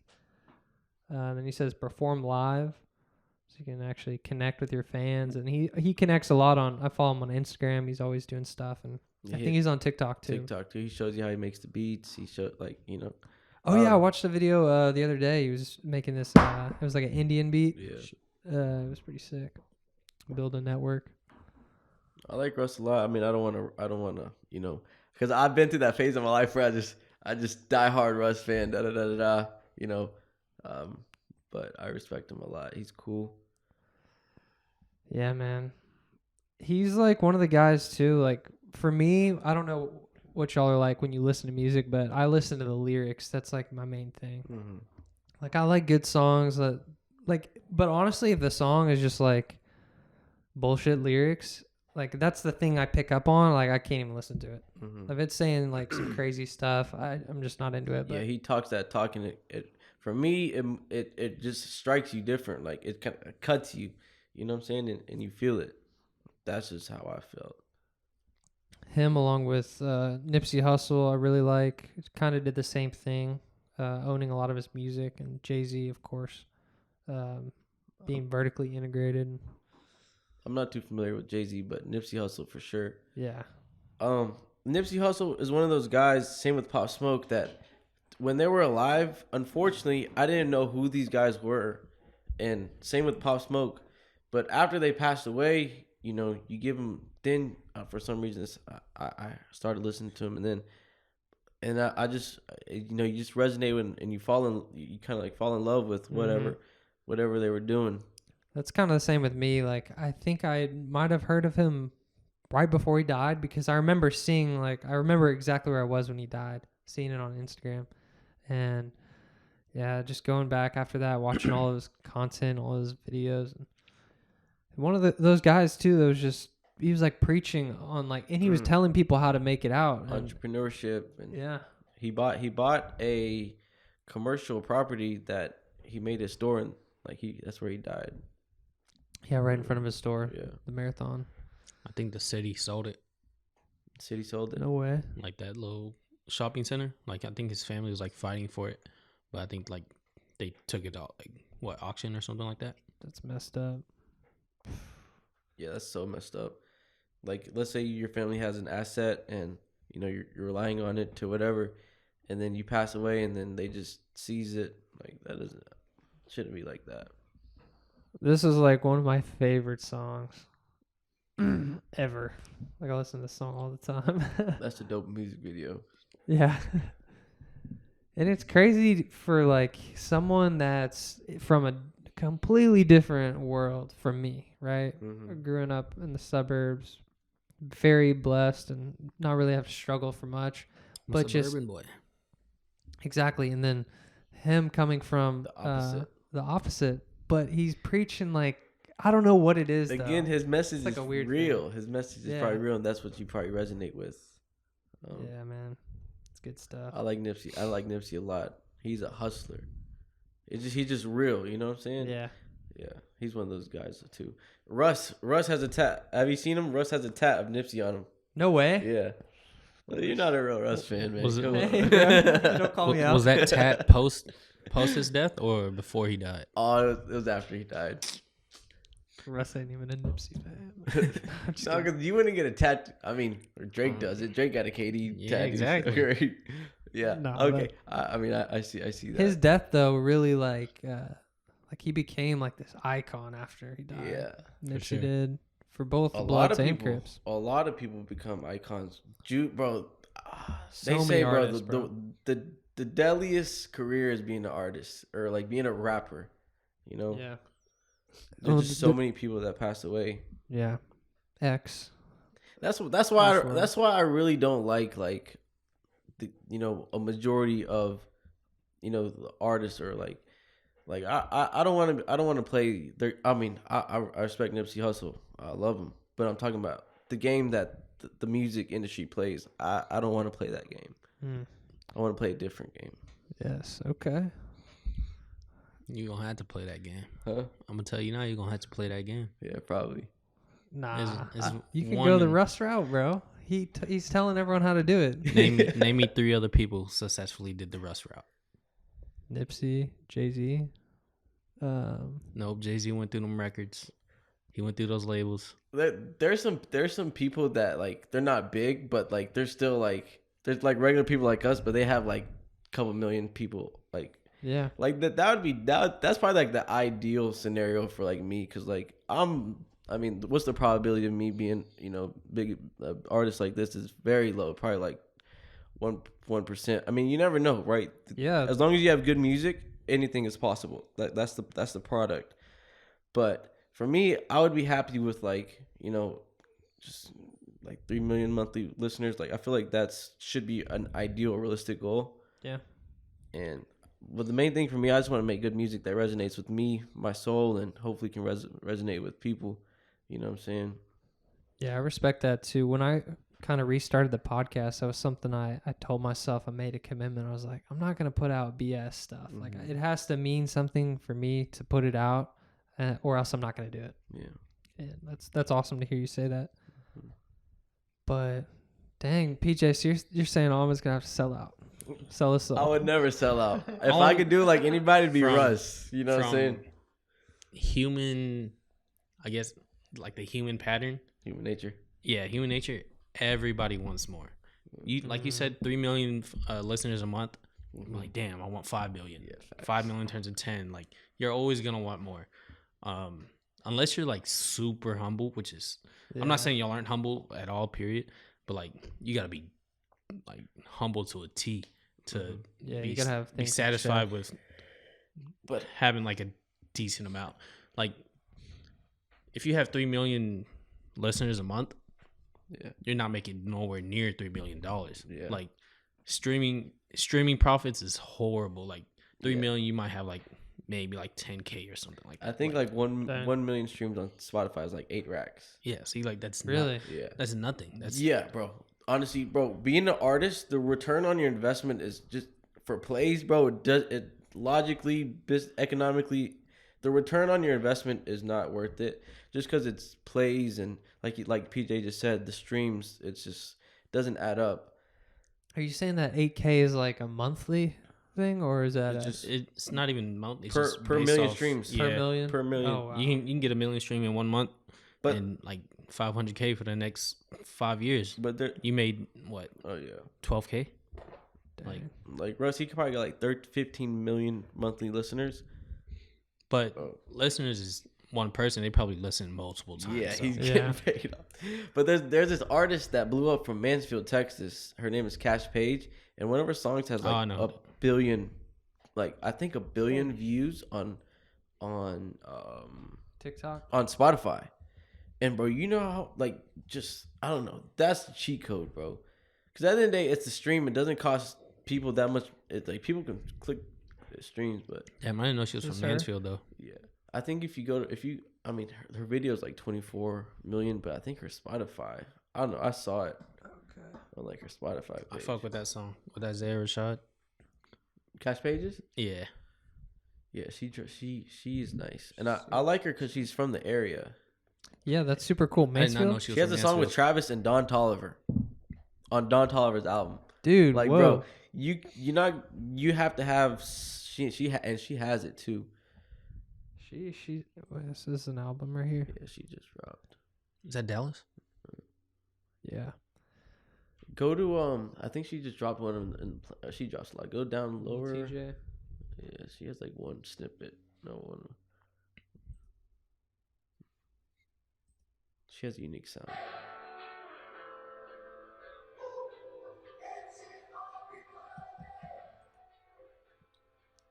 But she's unique. She's very unique. Because Interesting. if you're not unique, you're not hopping on a song with Travis Scott and Oh, yeah. one of the most unique artists, Don Tolliver. So you think she paid for it for that being on the song with her? I or- think they paid for it. And they said, "This is so fire. We need you on the album." Dang. I think they did it out of their Texas love. Yeah, bro, that song with Travis Scott and Don Tolliver goes crazy. She goes. Have you heard that, PJ? Mm-mm. She goes crazy. And it's crazy, bro, because I'm always on Debbie Lane and I'm always on Mansfield, you know what I'm saying? And she's literally from there. Or that's where she grew up. That is crazy. I mean, yeah, anything can happen though. Like you're saying, like, oh, what are the odds that I make, I can pop? But like, bro, I believe like anything's possible, Yeah, bro. for If you sure. believe it, I believe in the power Yeah. of the mind, man. Cash Page. K, it's like K, Cash Page. K It's called double A. Euphoria. Euphoria. Yeah. She spits the first verse. Like, if I can play it, but You should be able to. it's not gonna pick up. Jack, you got water in here? Somewhere in here? Oh like yeah, a yeah. water fountain? Let me get you some. I appreciate it.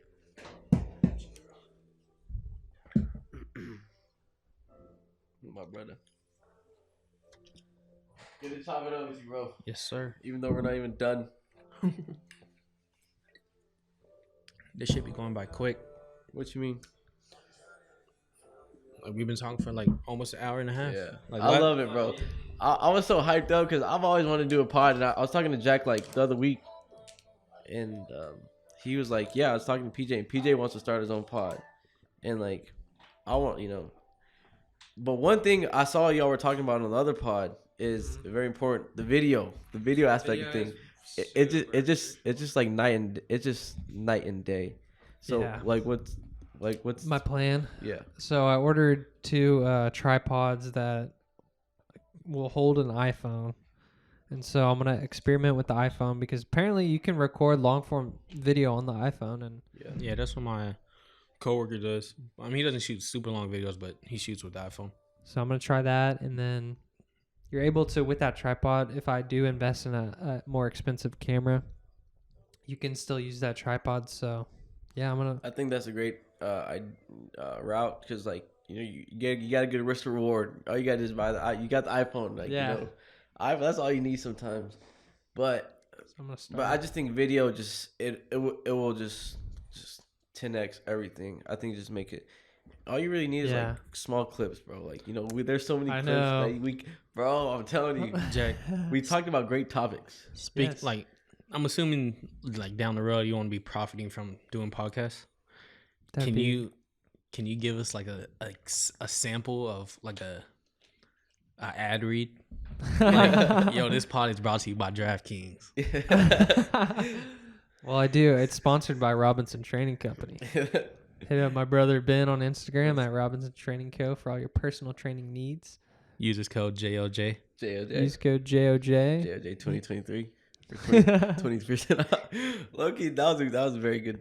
Is a Ben good back plug. from Tennessee? No, he still lives there. He plan on staying there for a while? Yeah, I think so.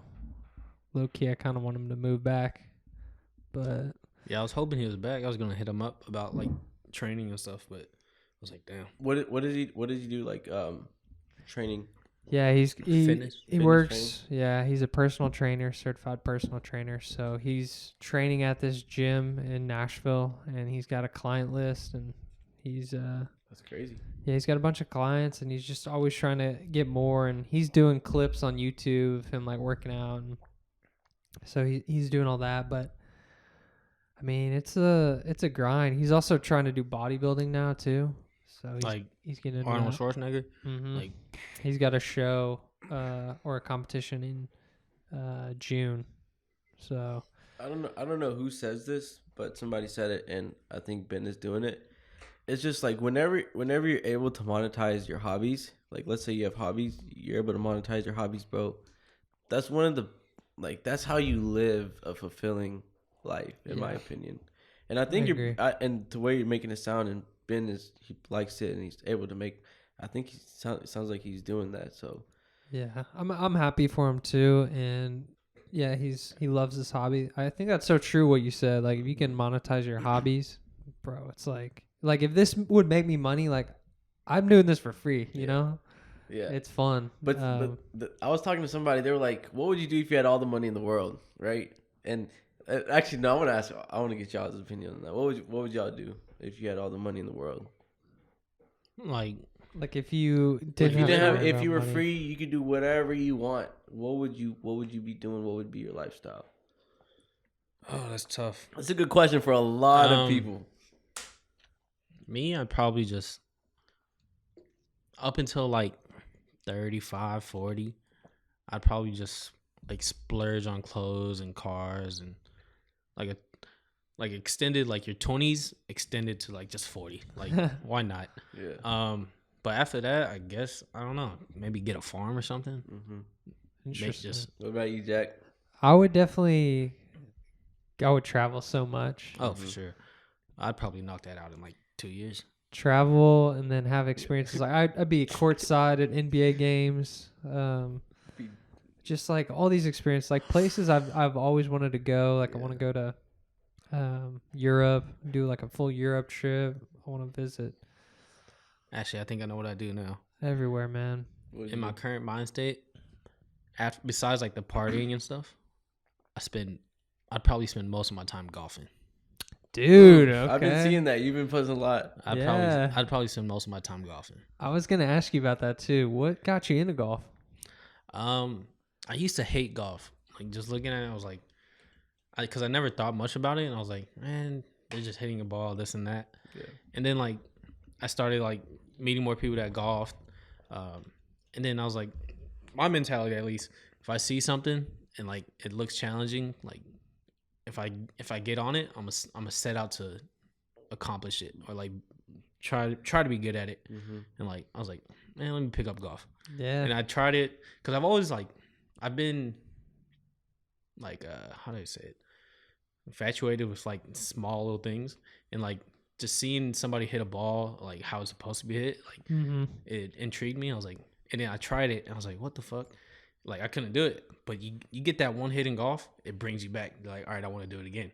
100%. No matter how much you suck, you always chase that one good hit, and it brings you back all the time. Like I play basketball and I stopped. Like I don't have a urge to go back and play it. But when you play pickup game and you splash, yeah, it's fun. Like I think I'm finna join a recreational league, but like on the golf, yeah, I don't know. No matter how much I suck, I just want to get better. Yeah, it's so much fun, man. I played a little bit in high school. Like I tried out for the golf team, but I didn't make it. I was pretty ass. But dude, I love playing golf, man. And we're definitely gonna play. You got to. Cause you're outside for like 4 hours, bro. You're not on your phone. You're hanging out. It's great. It's great. Business can be cards. done too on the Yeah. golf course, but like you said, that one hit, it's so satisfying. And then the game too is really, it's not about how hard you can hit the ball. It's not. So you play with like an old man, bro. Like he could beat He you. whoop your ass. Yeah, if he knows. Do you play Omid? No, I'm honestly not too knowledgeable how it works. But I love the aesthetic of the sport and Oh yeah, beautiful 'cause being out there. You could be you could be by a beach and that would be so like just so euphoric And I'm starting to. I don't know if it's like as time goes or it's always been like that, but everybody plays golf. Like Yeah. Aaron Rodgers, Tom Brady, Steph Curry, Schoolboy Q. It's just everybody around the world. Like Chuck. once they're done with everything, bro, Chuck. Don't get me started. But yeah, everybody like because it's really a game you can play till you're like 70. Like, Absolutely. no matter how, like, I guess given like you're in shape to play, like you can still get out there, hit a ball, no matter if it's like 50 yards or whatnot. You can still play. You can't throw no football 50 You can't yards play at football. 70, Yeah, 70 football years is- old. Like I saw a clip. The guy had to be like at least 75. Steph Curry was he was trying to shoot a layup. Steph Curry was trying to help him, bro. He was barely touching the rim. Steph Curry's like, try this angle. But like he got it eventually. But Yeah. You golf he can play forever. make a good point. That's why I wanted to get into it too. And also too, one thing that when I first started out, I was really obsessed with like trying to be perfect, and I ended up one time, like I got so angry, bro. I ended up breaking a club. I broke one of my dad's clubs and he got so mad at me. But that type of golf, when you're worried about like, oh, I have to beat this guy and all that, that type of golf is not fun to play. If you go out there and you just enjoy the time out there, and it's almost like life. You can't overreact to things. You just have to. Golf is a representation of life. Last time I was golfing was with Alex Grissett at his lake house, and like I don't know how to play golf, but all we were doing was just whipping that golf cart, and we were going. I mean, we didn't know this at the time, but we were driving on the green. Hell no. And then next thing I know, freaking I don't know what happened, but hey, AG, Mama AG, they all had to come out there and they stopped us, but we made a mistake and I learned from it. Haven't played golf ever since. Yeah, there's a lot of golf etiquette. A lot. Yeah, I messed up. Now, Pace I think of it play. was junior or senior year. I would have started golf earlier than like I started back last August. I would have started earlier, but I think it was junior or senior year. I went to the range with Jordan Mays, Okay. and we were at Tierra Verde.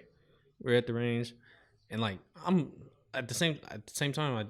I don't care too much about golf, this and that. But I seen Happy Gilmore, so all I'm doing is trying to hit a Happy Gilmore shot. Bro, I break his driver, like. Oh, So I'm like, fuck. And now that I think about it, that's not good. I think it was definitely repairable. I didn't break the actual driver head; it was the shaft. So I Okay. think it was definitely repairable. PJ crossed the line. Yeah, But I was like, fuck, I'm not. Jordan May is the nicest guy ever. I'm not Was doing he it. Yeah, upset? I was like, bro, how much? And like, I was prepared to pay for it, but he told me that club was free. I don't know if he's just being nice, because I don't know who. I mean, I've received actually. I get it. It might have been free, but Yeah. nah. Yeah, that like What's been your? haunted me a little. Have you struggled with? 'Cause when I first started, I struggled with the irons. Or actually, so I'll correct that. I struggled with the drive. I could not hit a straight drive, but I could hit like a pitching wedge. Everything else I couldn't hit. For when I first started, I could hit a driver. It's like 80-20. 80's I'm slicing or I'm hooking or something. Yeah. 20% will go straight. Irons I suck at. My wedges are my second best clubs. Okay. I was like a couple months after I started, I got somewhat good with my irons, and now this like past month, I can't hit for shit. Like I went to the range the other day. Just out of it. I hit like I want to say like maybe 30 balls. I think 2 or 3 made it like actually in the air. Oh, dude. And then like I hit 2 shots on my driver. First one it sliced, and then like I was messing with my grip, and the last one it just felt right. Yeah. Like I've never felt the club in my hands that good, and I hit it. I was like, oh yeah, I know I'm hitting this one, and like I didn't even like practice or nothing. I just stepped up, went back and hit it. Farthest and straightest drive I've ever hit. Dude, that's the thing. The mental game of golf, honestly, is like sometimes, and it's so humbling, bro. Like you get out there, So humbling. all right, so you got like 100-yard shot, and you're like, you're taking it so serious. Yeah. You're like doing like a ton of practice swings. This is it. You know what I'm saying? And this has happened to me so many times where I'm taking it way too serious. I get ready to hit, and bro, I just take a ton of dirt out Oh, that's the worst. in front of like whoever I'm playing with. I'm like, I really thought I was legit right there. Now But then when you go and you just like step up and you're loose, man, it's fun. We should go to the range sometime. for sure. Yeah, I'll drive the I was golf watching cart. I was watching I don't know if you know Ben Baller. He has a golfing podcast called Part 3. He was talking with Steve Malbon. I don't know if you know if that is, but he was they're like, what's your mentality on the course, this and that? And he was like, I feel like when you think too much, like that's where you start messing up. He's like I don't know if you saw Top Gun, the latest one. It was like, don't think, just do. Yeah. And like I thought about it, I was like, man, that's when I play my best golf, is when I'm Yeah. not thinking too much. But That's why people get drunk. yeah, I love what you said about how you had that, you hit like maybe 30 balls or whatever, and then you had that one that you don't know what it was, it just felt right. yeah, And then now you're talking about life and how you don't need to think so much. I think, bro, that's one of the key things in life that's kind of like when like you don't ask questions, you don't doubt it, but whenever it feels right, I think that's when it's just confirmation. And I agree. that's like that swing you have, like that's how I want to wake up every day, with that, have that feeling and move like that every single day. I think that's a key. I think about this quote, paralysis by analysis, where it's like you overanalyze everything. At least I've done this in my life, where I overanalyze everything. I'm like thinking like, what should I would, and then I end up just not doing anything. I was talking to one of my friends. I value his opinion. Y'all know Yishai from Yishai. I think I've met him. He creates a lot of stuff. He's a creative artist, genius. He was telling me, bro, and it resonated with me. He said, bro, because I'm a self-help guy, and like you said, paralysis, analysis, whatever it is. Paralysis by analysis. Those are two big words. But it's kind of like how many self-help books are you gonna read until you realize that it's really not helping. You need to figure out what works for you. Everybody's different. Yeah. So there's a million things that are like self-help books teach you. It's kind of like There's some people that get obsessed with those, bro, and they're like always like, oh. And I've been there to some extent. I feel like we've all been there to some extent. Yeah. I think with the self-help books, I think you can read for me at least, like I don't know how many self-help books you can read to make you get the point. Like I read one self-help book and that's all I needed. Yeah. And, like it was, I guess, almost like brutally honest, I guess. It was called Unfuck Yourself. And like it connected to you. Was that like a blue? Was it like an orange cover? Or it's like a grayish cover. I think orange lettering. Mm-hmm. But like it also like kind of messed up with my mental. Oh really? In terms of like remember last week we were talking about like the horoscopes and stuff where it said like I was disconnected. I feel like that book like just enhanced it. Like oh wow. Like one of the quotes that I still remember from that book was like expect nothing, accept everything. So like if something happens to me, like I basically if it's bad, I'd say fuck it and keep it moving. Yeah. Like I pay no mind to it, even if I should. Like if something bad happens to somebody, like I'll be sympathetic for that moment, but like I don't dwell on it. Like people might think like, oh, you're fucking heartless. Like I'm like, to me, I'm like, no, there's not much I can do. I'm not finna dwell on it. It's just gonna fuck up with my mind. Yeah. So like people are like, oh, you're so like heartless, this and that. I'm like, nah, but That's like being stoic. yeah, Like just like taking things as they are and not letting other people's emotions or whatever is happening to your life affect you deeply. Because I think about this too. It's like my feelings don't care about my goals. It's like, all right, some days I wake up and I just don't feel all that good, but I have to keep doing what I need to do to get what I want done. Yeah. for sure. And, like I can't just like sit around like feeling sad for myself. That's the one thing I hate the most. People that are I hate that. are like sad, like they're. That's what Top G says. He says, bro, I work every single day. Like there wasn't a day that I didn't wake up and work, you know, and that's what it takes. I get being sad and like down, but You gotta don't make break your out of life it. that like I know if some you're people not- like that. It's terrible. if you're not like trying to beat it. Like I know there's some people like they'll be like, I'm sad and I'm gonna go through, I'm gonna accept it and this is what it is. But at the same time, if you're not trying to get out of it, then what's the point? Like you have to act. Yeah. For me, like I actively like had to get myself out of that. Yeah. And I mean, it worked for me. It was, I guess, it won't work for a lot of people. I don't know, but You just gotta have that drive to shake it, you know. also I have that fuck it mentality. Like, there's so much shit that I'm like, I don't give a fuck. Yeah. I like that mentality though. You need it. You kind of need it, It and helps like me with the. Yeah. you have to be bold. Like he said, like he has that. He's probably done it a million times where like something happens and he moves on. Like that's what makes him, and what threads the needle. Like you gotta have certain personality traits that make who you are. That has helped me with like my anger issues though. Like on the golf course, I've had plenty bad shots. I've thought about it, but I've never acted on it. Yeah. Of course, I've thought about breaking a club or like the furthest I've gone is like throwing it. Yeah. Like I'll hit a wedge and like it doesn't go where I need to go. I'll just like toss it towards back to the cart Okay. and then grab my partner. I'm like, all right, let's get it. But like, yeah, I can't remember the last time I've gotten like full blown mad, like Yeah. I like, got pissed off. Yeah, playing golf too is such a, like I was saying, it's kind of like life. Like you have bad shots, but then like, are you gonna freak out? Because I played with my brother one time, and if he listens, he's probably gonna hate me saying this, but like he's not that good. Like he doesn't practice. Which brother? Cal. Water went down my throat the wrong way. But he was having a pity party for himself.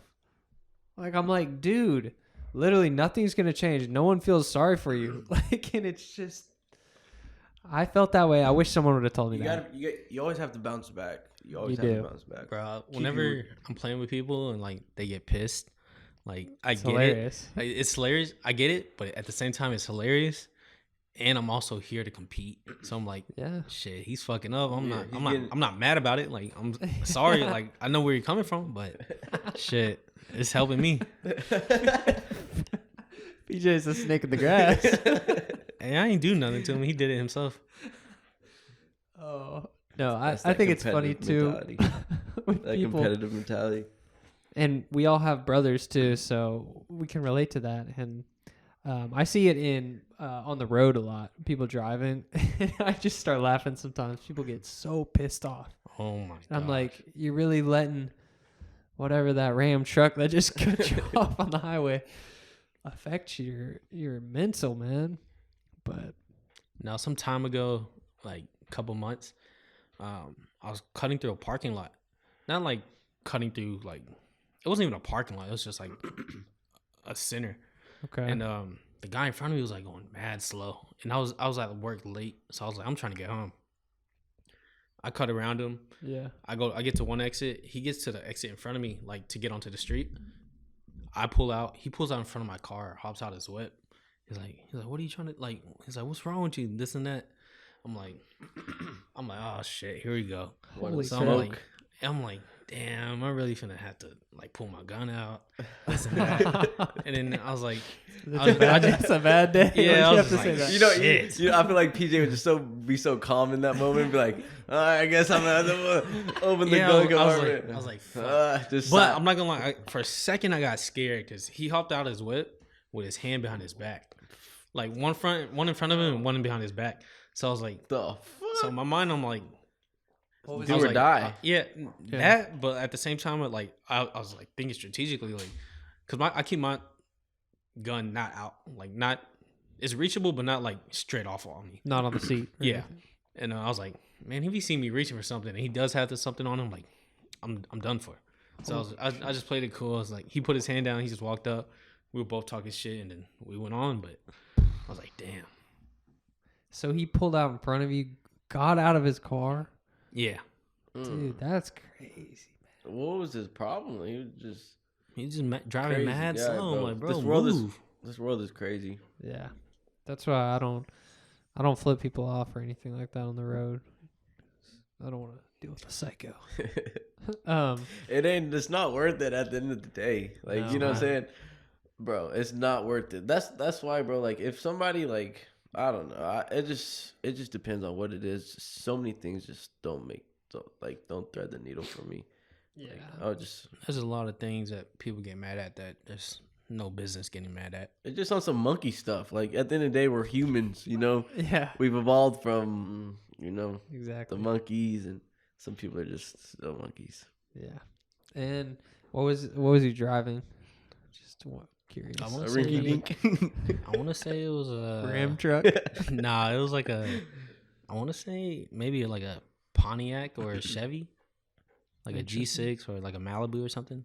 I'm not sure. Nothing in particular. Nah, Have y'all heard of that movie Unhinged? sounds familiar. Bro, this movie, I almost had a panic attack, bro. Is it that movie it about Henry- road rage? Road rage guy. That dude's like chasing that girl through Yeah. neighborhood. Yeah, Bro, stupid I movie. literally was watching it and I was like freaking out because the whole movie is this guy in this Ram truck and like this lady, I guess, just cut him off or Yeah. something like minor.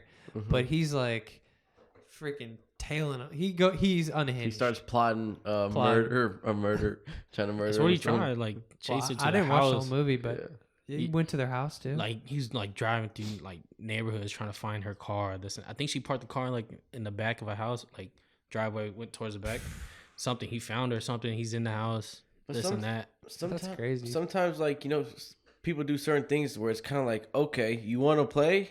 Like, you know, it kind of requires you to kind of Fuck around, do you'll something find like out. that. And, you know, to take it to that level. But it has to be worth it, you know what I'm saying? yeah. I don't know if that would be, but Yeah. yeah, like he pulls up next to them, rolls down the window, and she's like, "Oh, I'm so sorry, sir. I didn't mean to do that." And he's like, Shut the. "It is crazy." Yeah. Well, we've had a good convo, y'all. About an hour and a half. Yep. We can wrap this up if y'all want. It's up to you. It's whatever y'all want to do. Last time we went for 3 hours, I'm I was just- I'm just- sleepy the next day. Can you go back to the Excel sheet? Oh yeah. There's some topic I saw that I want to get on there. Let's see. One of these questions. Yeah. Oh yeah. Who's the greatest athlete of all time, regardless of sport? Who do y'all think? Greatest athlete of all time? I would probably say maybe LeBron James or Cristiano Ronaldo. Oh no. I've had Like, what do you mean? Like, greatest, like, athleticism wise, or what? Oh, I think it's your okay. definition of athlete. Like, Yeah. if we're talking like athleticism, it's Zion. no, it's LeBron. Yeah, it's Greatest But if we're talking like who dominated their sport, Yeah. it's so hard to choose because Yeah, like at a point it comes into, because every sport is different. It comes once you find out who dominated each sport, then it comes into athleticism. So like soccer is different from basketball, different from golf, different from tennis or swimming. yeah. So like for me though, I'm gonna say LeBron, number one. Number two, Messi. Okay. Number three, probably either Tiger Woods or Tom Brady. Those are good answers. I'm gonna go with Michael Jordan being the greatest of all time. But I like Tiger Woods too. I like him up there being so good at golf too. And I like Messi over Ronaldo just because of his size, and I think that makes him a. But then yeah, we get into like what do you mean by athlete? But what do you think? For me, greatest athlete, Dirk Nowitzki, Luka. What about? Do you think is it better to build a sports team around a single superstar or a well-rounded roster of talented players? Let's talk about NBA. It's kind of like saying Boston Celtics because Maybe. they I think it's important to have like a good culture for like a sports team. I agree. I think it's between a gamble and like 1 in a million. Because like the Warriors, their team, like their original draftees to the Warriors, they just happen to be that fucking good. That's right. Same for like Celtics, like almost on the same scale, but like even then they're nowhere near as good as what the Warriors were. Yeah, like the Warriors prime. dynasty. So like if it's really like a gamble or pure luck on if you base it around a superstar or if you base it on like a well-rounded roster. Because if you build it around a superstar, then you're gonna attract more players, better players that like you've watched through like the league plays. But like if you just like go get like, it's a good point. If you draft a team and you just try to build with that and shit's not going nowhere, like I said, you got to be lucky with that type of you have to roster. be lucky. But I think looking at the NBA, the when they try to team up superstars, I think the fail rate is just like the past like 6 years. I would say it's just been not working out so many times. Right? We can name so many duos or trades that happen, and then they leave, somebody leaves, boom, boom, boom, and then looking at building a team through the draft and success rates, Boston Celtics, the Bucks, the Mavs, they were a top 4 team. The Warriors, the Grizzlies being up there. I mean, Grizzlies, they're head of the game. But what I'm saying is, when they try to team up these superstars, bro, the failure rate hasn't been working out these past. I think, and you can name so many. Yeah, the I think Brooklyn Nets. LeBron is the only super team that succeeded. Yeah, like that was built to be a super team. Like LeBron on the Heat, and then Kyrie, and LeBron on the Cavs. But like the Warriors, like Curry and KD. Draymond, like they were doing good. I think they won without KD. Yeah. But they were drafted to that team or like traded this and that. But like before they were superstars, and but like LeBron is the only one that successfully created a super team and won. Like there's KD, Kyrie, and Harden. There's Westbrook and Harden at the Rockets. Those all failed. Hell, there's the Nets. Kawhi and what's his name? Paul George. Yeah. Like it sounds good at the time, but at the end of the day, I think it's still chemistry. Yeah, on paper and on media and selling on news and selling views on YouTube. That's the route. Yeah, I think you do need a superstar to win for sure. If you just got like a regular team, I don't think that. No, you can definitely have a regular team and build a superstar, like someone like Kawhi. Kawhi. Luka. Just some guy you got to give time to build. Luka, like I mean, Luka was a superstar coming from overseas. Yeah, but he's an anomaly. Yeah, he's crazy. Yeah, Kawhi, I guess. But the NBA, bro, they spiced it up again. A lot of entertaining. KD to the Suns to. That's gonna be nice. They're gonna be pretty good, but I do not like Devin Booker. Yeah. Ever since you don't like him? No, because he's just a biatch, bro. When they played the Mavs, oh yeah, I just don't like him. It's just they're built different, bro. Like Luka, he's an immigrant. Like, you know what I'm saying? It's just different when you coming over here and you know like what moves the needle for you. Like he has probably way more important things. Meanwhile, Devin Booker's over here getting living the lifestyle, and that's what's important to him. Yeah. Meanwhile, this guy Luka is just cutthroat. He's been through so many leagues and countries and this and that. Yep. It's just different breed. Yeah. You know what I'm saying? And that's what we saw last year. Devin Booker fucked around last year, he found the fuck out. Bro, that game 7 was so crazy. Remember that? Because like it was a huge comeback. It was just so like. I think Game 7 was a blowout. It was we were up by like 30. Like 30. It was so cheap.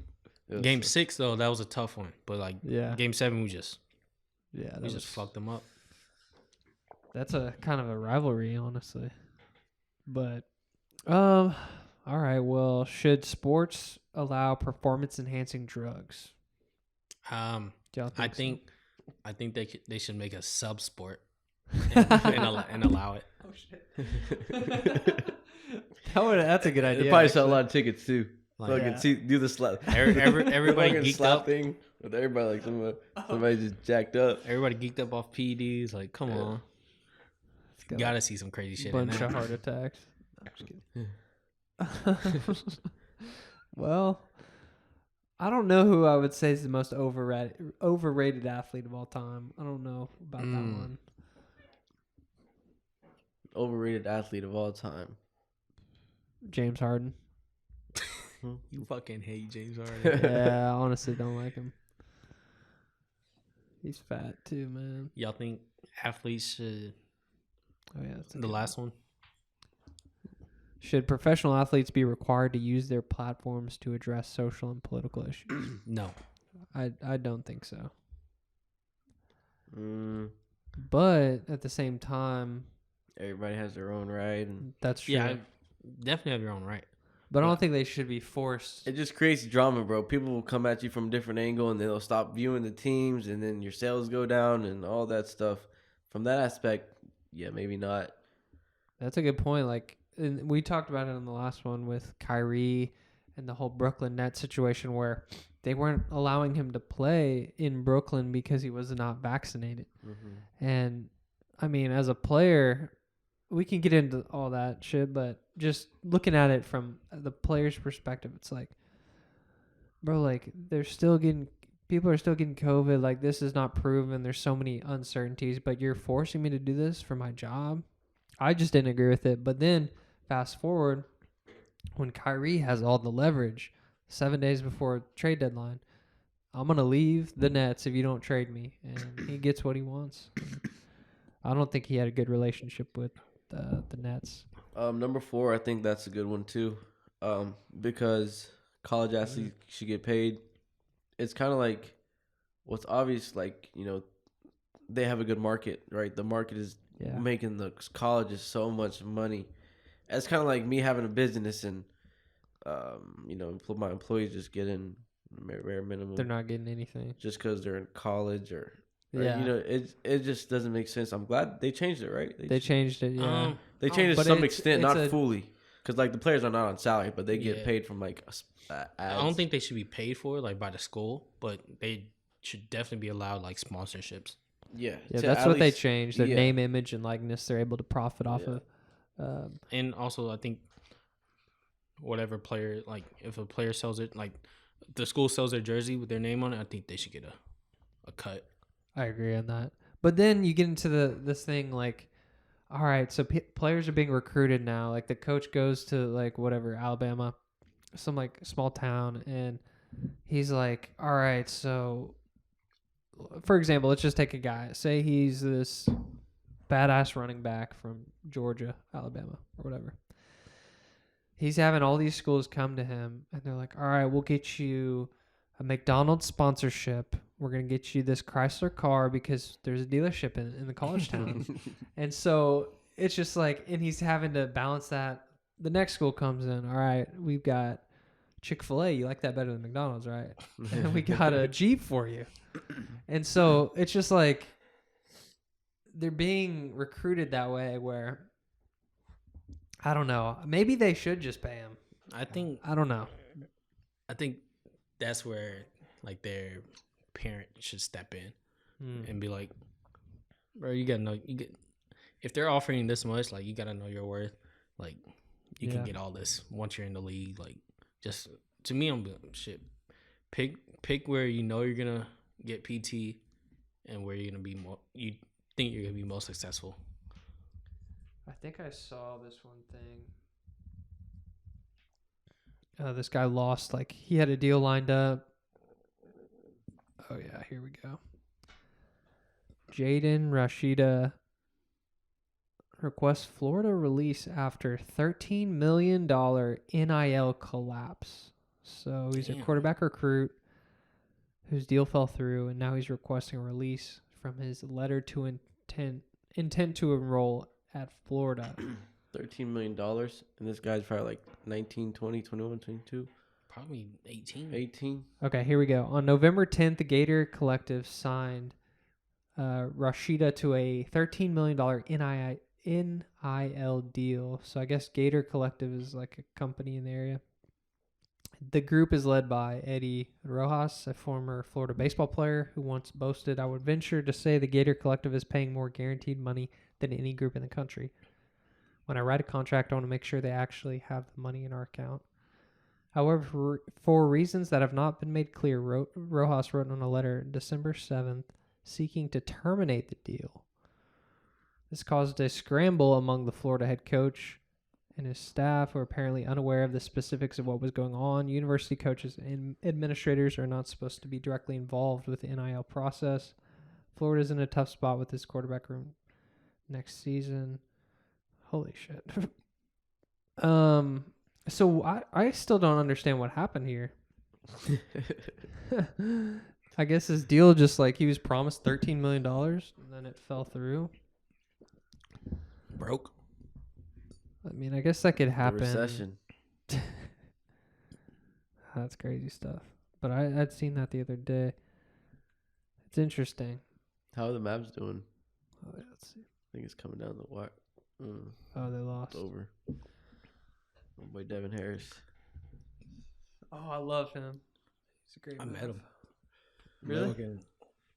I went to, it's like, I think elementary. I went to a Mavs camp at LZ Odom. He looks like he's about to laugh. And like we did like different drills, like teams of 3. And they picked 3 players at the end of the camp to play with them. Mm-hmm. Bro, my 2 other teammates got picked, but not me. But like it was random. It just it happened to be those 2. Damn. I was like, what the fuck? Bro, we were just like 4th place the other day. That's what I was talking about. Remember last week? I was like, in the West, you can move spots like nothing. Yeah, if you go on like a win streak. I swear we were like 4th the other day. Pull that back. PJ, is this your second pod you've done with Jack? Yeah.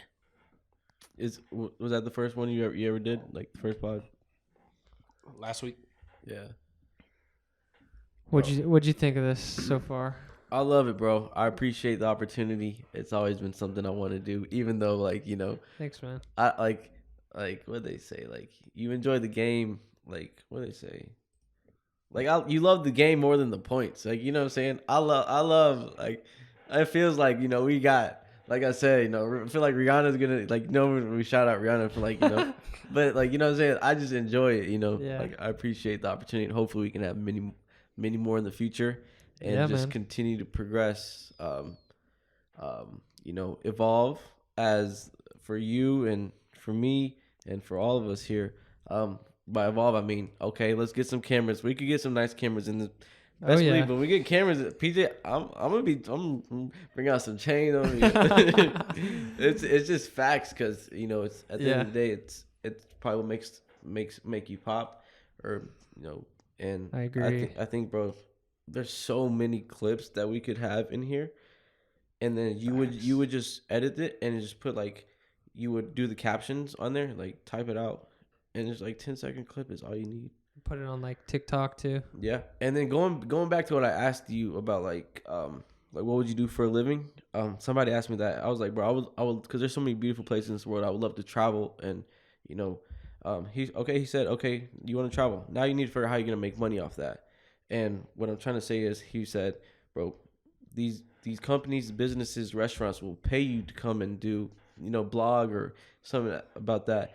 I was like, bro, that's so genius because so many people want to travel the world and then make money off it. Yeah. For me, it just makes sense. That business model was just so eye opening that like even if like like you said, it's not like the podcast is not profitable. I mean, obviously, I make music. It's not. I mean, it's not very profitable. I mean, it's the same boat, Yeah. But maybe there has to be some business model that you could look into that would just make sense and it would click. I don't know what that would be. No, I've thought Bro, about like- that too, man. Like even so, I went to Belize and I was working for the basketball team there, and I wished at that time I had this ability to do Yeah, podcasts and stuff. exactly. And if I was able to do that, and I mean, it's Like, it's always hey, in I'll hindsight. comment. I'll announce your game or commentate your game. You just slide me. There has to be a business model, bro. Because like I love what he told me. Because like I want to travel the world, and I would love to make money off of it. And then he said, okay, why don't you start blogging? It just gives you leverage. You know what I'm saying? So I think Yeah. we need to find there's something. There's something there. We can There's figure something there. something You out. need to switch it up. I mean, I love to do it. Like, we'll probably have like I don't know who's watching, bro. I make music. I have like 30 monthly listeners. Doesn't mean shit. I mean, I still love to do it. Yeah. I love the game, not the sport. It's just Jack, I would say if you started profiting from this and we kept this I guess like weekly thing, Yeah. bro, I'm about my bread. I'm gonna need a cut. hey, that's the realest shit I've heard. Like that's For what sure, man. that's what I found in myself like past like 3 years. Man, I'm about everything I need. Like it might seem like I'm joking in a time or like if we're talking about something, but like, man, I need a cut. That's why you do that. I need my bread. Yeah, I need a cut. No, I feel Like, you, man. it's cool now because you're not making nothing. I'm not finna pick at your pockets, but once something's coming in, if I'm a part of it, and, Jack like, is like, oh shit. Last episode with PJ. if I'm a part of it, like like you want me here weekly. PJ's like, I guess I'm gonna bring out this traffic.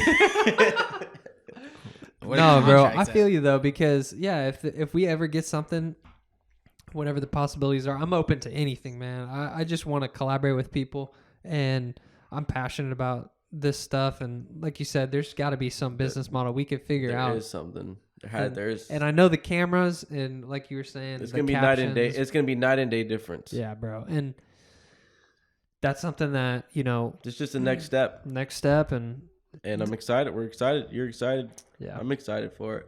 yeah, man, I'm excited. So we'll figure something out, and if everything goes well, everyone will get their fair share. Yeah. I think the first step you should take, like to start it, Yeah. is just YouTube monetizing.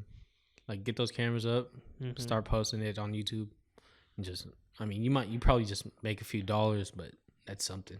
That's definitely At a the few next dollars, step. I'm not asking for nothing. I Like think you start touching the K's, I'm in there.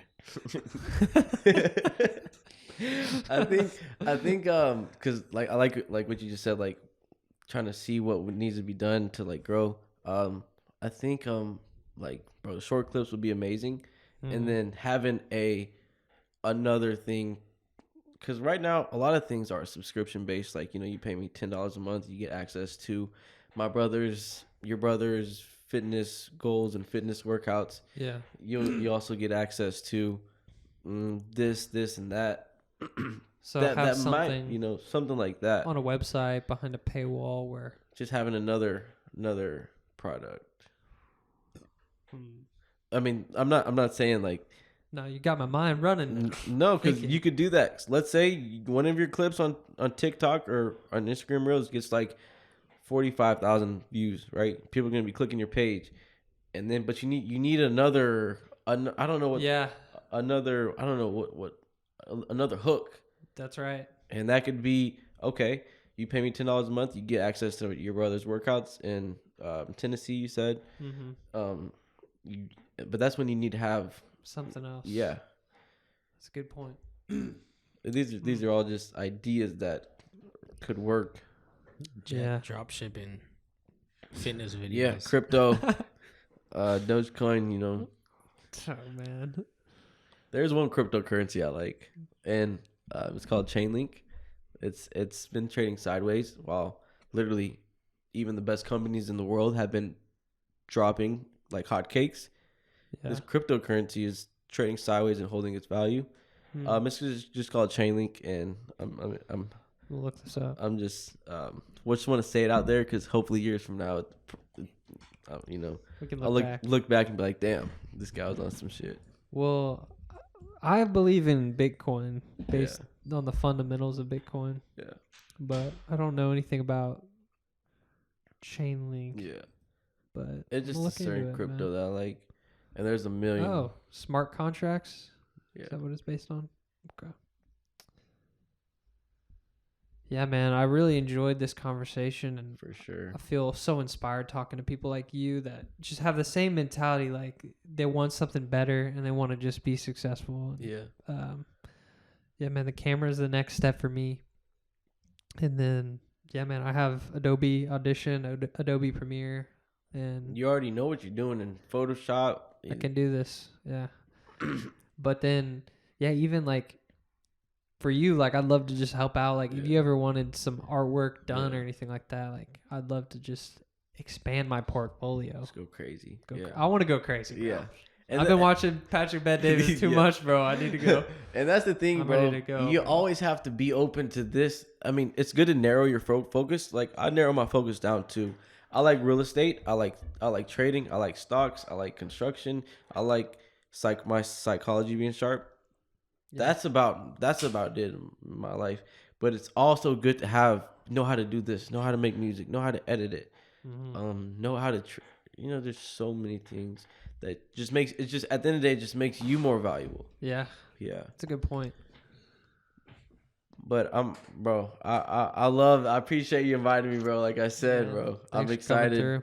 through. Before we end things, I forgot to bring it up when we were talking about it. But when you said like if you had all the money in the world, Yeah. not specifically talking about money, but it's part of it. Would y'all, if y'all had the opportunity, would y'all live forever? You talking about Elon Musk Neuralink? No, I was just like not dying. Yeah. I wouldn't. You wouldn't? No. How come?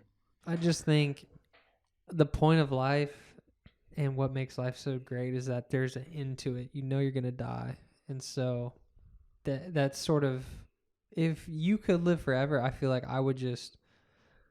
Procrastinate. Well, there would only be so much you could do too at the same time. Like you get tired of doing the same thing, and then honestly, bro, you would try out like fucked up shit, bro. Like at the end of the day, like you're in year 5,000, like, well, getting into whatever XYZ. I think it kind of That's just me though. I think it kind of depends on how fulfilled you are with whatever you're doing in life, and I would personally extend it, and then pull the plug or whatever. See, me, What would you Live do? forever, bro. What would you do, PJ? So you give a, It's either yes or no question, huh? I'm an info whore, so like I want InfoWars. info.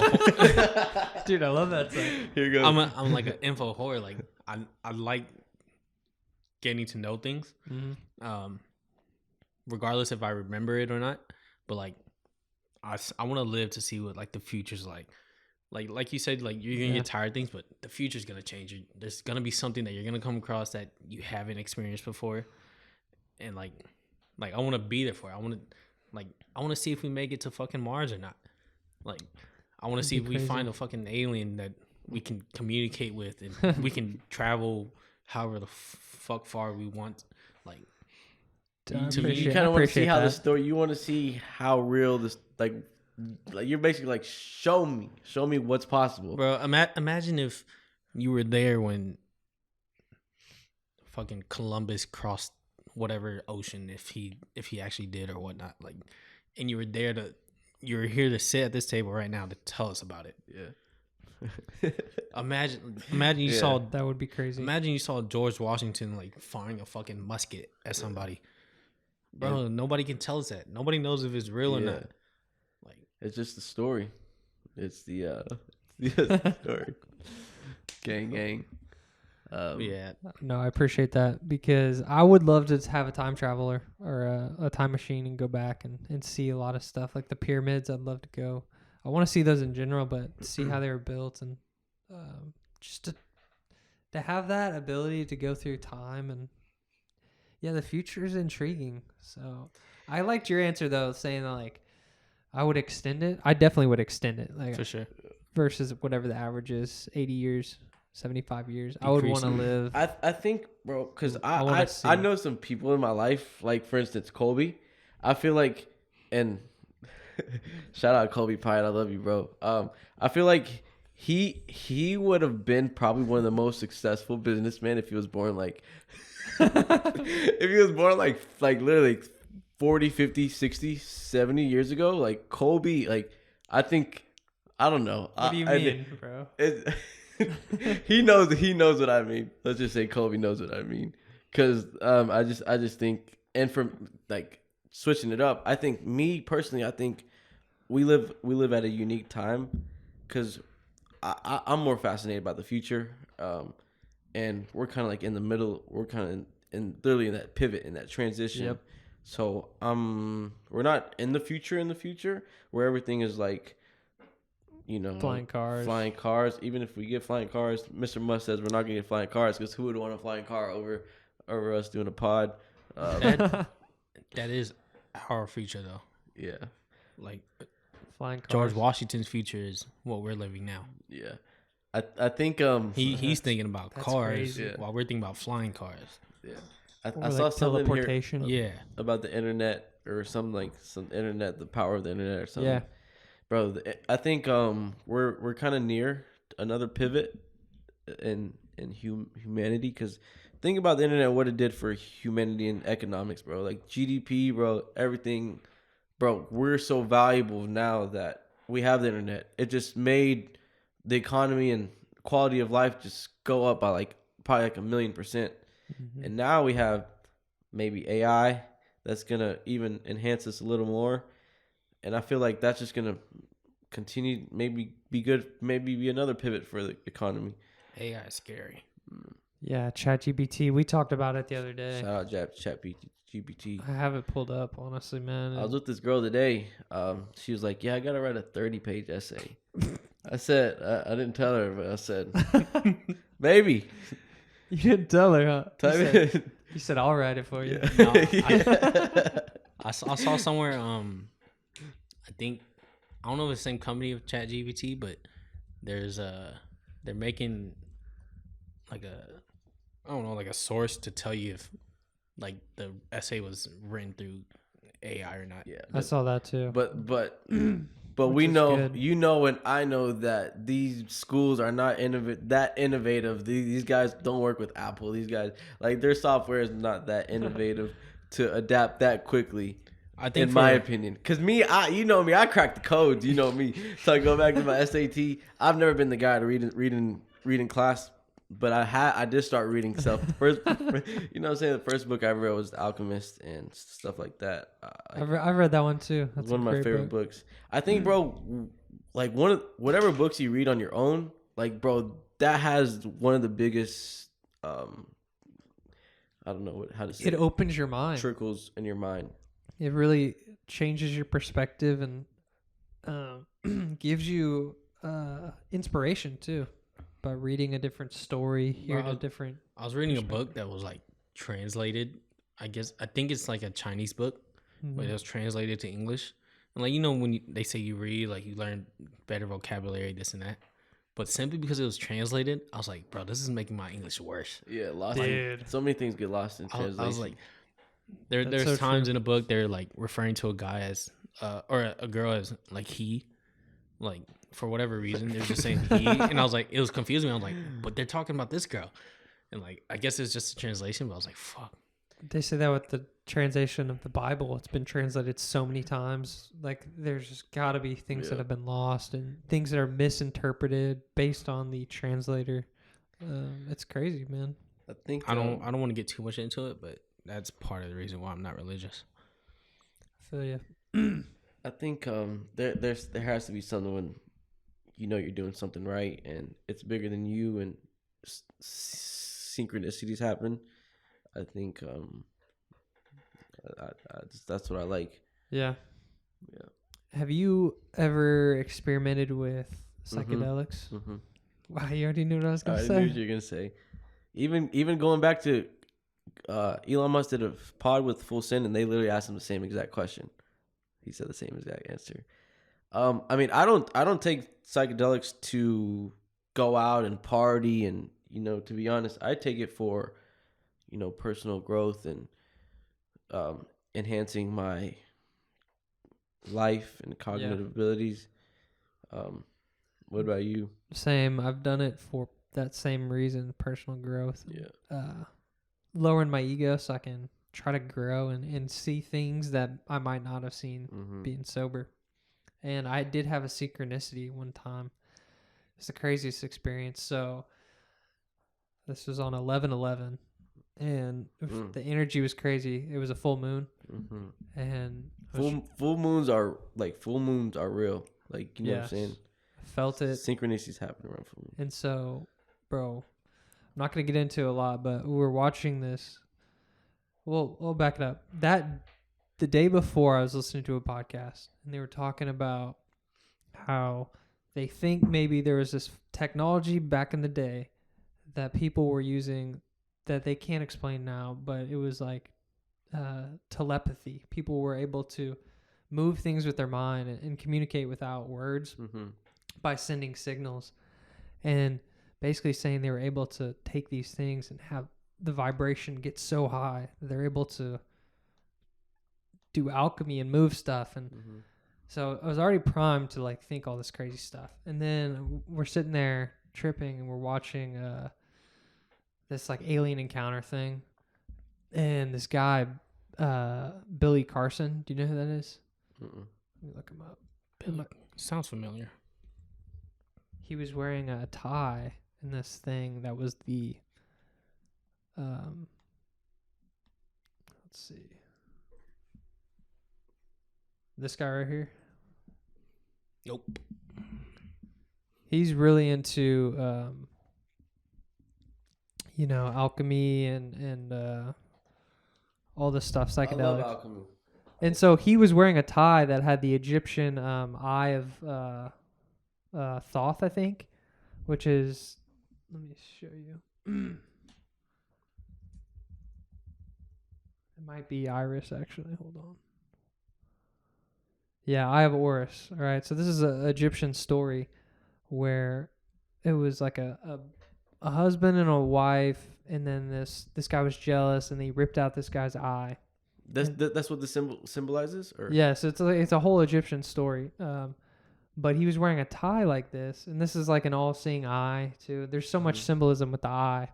And he was wearing a tie with this eye on it, and I was like, what the heck?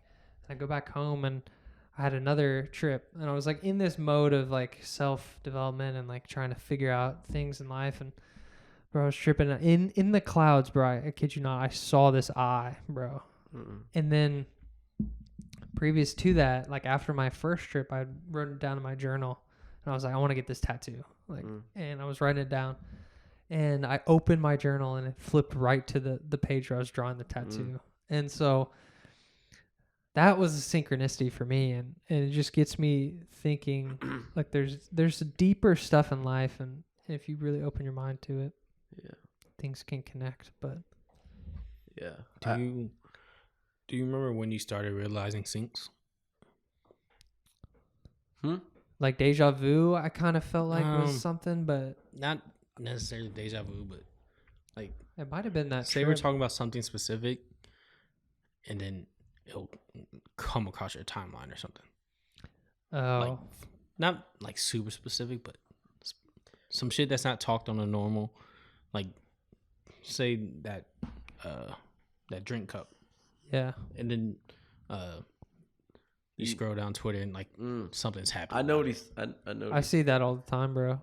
But like, do you remember like when's the first time you really started like noticing it? It'd have to be maybe like 2 or 3 years ago. Bro, I didn't start realizing it till like a year or two ago. Mm-hmm. I see it so much now. I'm like, what the fuck is going on? That's something. The phones that are listening, bro. The computers listening, Bro. and It's like outside of that though. For me, like we'll talk about something, and it's not even like an ad on Twitter that'll pop up. It's just like a normal person tweeting about something, and it's what I just talked about. Really? Or like, yeah, like I wish I could give you an example, but Well, my friend, I did a podcast last night with her, Rafa. She went to Martin. You might have known her. She's very She's thick, shawty. Yeah, she's very pretty. She is. And she's very intuitive. I can shoot my shot. So when she was driving over here, she's like, all I was seeing was 777, like on everything. And to her, that's a synchronicity. Like maybe she's doing something good. Like she's supposed to be here. Yeah. And sometimes I see that confirmation. Yeah. But with the phones listening and everything, yeah, that's something that I've noticed. And it just makes sense. It just makes sense. It makes more money for the companies. Makes more money for the economy. You pay more taxes. Yeah. I just think it makes sense. And but you're talking about something different than that though.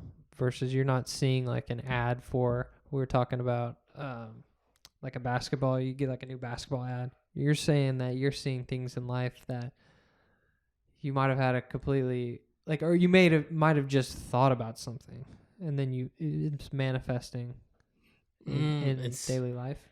It's more so like I have group messages with like Steve Dion and them. We'll be talking about like something random. Like, I'm trying to think. Say like, fuck, I really don't know. Like, it's some bullshit that's not happening in the world. Like, I'll talk about like fucking marble tiles. Yeah. And like, say it's X tiles. I'll go on Twitter and Instagram and I'll see not even an ad. It's just somebody posting, like, not even posting about it. It can be like Drake in his house and he has X tiles. Yeah. Like, it's just that's crazy, man. I don't know if you notice. It's little, for me at least. There's little syncs like that. Like, I don't know. I think for me, when a recent sync, and like I said, I do experience. I like to microdose mushrooms and work out and go to the gym sometimes. Off shrooms? Yeah. What? Bro, you get a crazy drive. It's just a different. It's just different. But there was this girl that works at the gym, at Lifetime.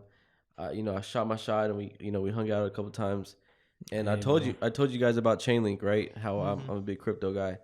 Her dad ended up like he's a diehard Chainlink just like me. He has a tattoo of Chainlink on his back. Bro, that's the type of sync I'm talking about. And then you know what I did after that? That's the type of sync I'm talking about. I opened my Bank of America app, transferred my funds, loaded the boat. You know what I'm saying? It was just like for me, it just kind of gives me confirmation. But that's just like it's like that is. What are the odds he goes to that girl's house and her dad has a tattoo of that Chainlink? Like, what are the fucking odds? Yeah. Exactly. I would say 0, but that's what I'm saying. But it happens everywhere. It happens for a reason, or it's just it's just the way the universe works. Yeah. I think that's right. It's how the universe works, and like if you're open to opportunity and you like ask for things from the universe, I think that you'll be given it. Mm-hmm. Or if you really try at something and you're persistent, I think the door will knock down or open. That's why I love the book Alchemist. That's why I love alchemy. I love making something out of nothing. Yeah. I love making music from my room and hopefully one day it going crazy and resonating with people. I love waking up and trading my stocks from my bedroom and making money from my room. It's just at the end of the day, I love alchemy. Yeah. I'm an alchemist. I mean, I'll say it. Man. Say it. That's what I like. It's just magic. Bro, it's like random as like, you know the word chomp up there? Chomp. How often do you see the word chomp? Chomp too. Besides that, like how often do you see somebody like I'm chomping on this? And then you would be driving on the highway, you see somebody's license plate chomp. It says chomp, or like you'll see something that's. I promise you, before today, I don't remember the last time I seen the word chomp. Yeah, it had to be like when I first learned the word. Dang, you gotta let us know when it comes up. Bro, I bet something from today has to come up that It has nothing to do with like Now, phones. that would be listening or crazy. anything. If something happens today or something, he's out, bro. It's gonna be something. Yeah. I think too, it's good. Like it sounds like you're aware of this. Y'all both are, and you're open to it. Some people, and maybe I do this sometimes, where I'm not like looking for these signs in life. Like I usually have my head down. But if you're open to these things, I feel like you might see them more. Need to be a little bit more open. You try to. You need to microdose little shrooms. What's that? You try to confirm your own bias. I feel like when you're looking for something, and sometimes I feel like it's forced. Maybe it's not authentic. Yeah. People always try to confirm their own bias. Dang! After hour 2, we went crazy, bro. We got into the real stuff. I love this shit, bro. Yeah. I watch so many pods. It's just crazy. And I like even reading books. Like I hate when people read books that are like, what do you like a certain topic that doesn't make sense. Like maybe that's good, but I feel like it's good to watch pods that are self-productive or giving you information, giving you an edge. Yeah. And that's what I'm trying to do. The cream of the crop, Same. Yeah, I don't read like fiction books all that much. Like, it's got to be interesting. Zeros and ones, And I feel like life is way more interesting than like fiction, science fiction. I feel like real life, human nature, how dark people can be sometimes, like the dark side of the personality, like all this stuff. The human experience is so much more interesting than a Marvel movie, in my opinion. Mm-hmm. You don't think it helps with their creativity? Psychedelics? Or what? No, just like watching like watching a fiction movie or like, yeah. Like, maybe it would. Bro, have y'all seen the movie Tenet? Yes. Bro, that movie's confusing as shit. I honestly was very confused too. You were very confused. I was mind blown because like it makes so much sense. We're moving this way in time. We're growing. It was one of those movies that kind of woke up my eyes. I love James Bond movies as well. Black Mirror went hard. Mirror's awesome. They need to drop some shit They after do, all the shit that we've been through these past 3 years. They need to come out with some bangers. Yeah, for sure. The Tenet movie was crazy too. I love the soundtrack too. The Christopher Nolan movies, he always has this soundtrack where it's like it's this music that sounds like it's getting more intense, but it's like a musical trick or something. I watched this video about it, but I had experienced that one time. I was tripping and I was walking outside on the path right next to this like creek, and I'm walking like at a good pace, and then bro, like all of a sudden I just stopped, bro, and I could literally feel Stop the whole fucking Earth rotation. I could feel the world kept going, bro. I was like, what the hell? Oh yeah, you definitely feel some stuff. Dude, I'm gonna trip tomorrow. Off shrooms? I'm feeling good energies, bro. Bro, I'm You still wanna trying trip? to get what you got. I have some. Turn off the mics real quick. Okay, guys. We appreciate you guys tuning in here. I know it's something. Dig See, up I'm down. the magic. Tomorrow's Friday. What day is Tomorrow's Thursday. Oh shoot. Yeah, I'm off. I'm Okay, well, I might hit you up. trying to go see Avatar still. You seen that movie? No, not yet. Avatar goes hard. The second one? One of the things I wanted to talk about, and I feel like it's very important. You know, have you seen at least Avatar 1? Yeah. Both y'all seen Avatar 1. You know how like he tried to tame that dragon. Dragon fights him. Which one? The big one? But you know it's a match. You know it's a match in how it fights you. Like it wants to kill you. But that's how maybe the nature of life is. But you guys are a match, but it tries to kill you. But once you tame it, you guys are both in spirit. Sync. Yeah. That's how my fucking mind. I feel like your relationship with your mind should be, or that's how your relationship. Like, to be honest, bro, a lot of people's mind is like that. Like it works against them sometimes, but for me, that's how I'm trying to do it.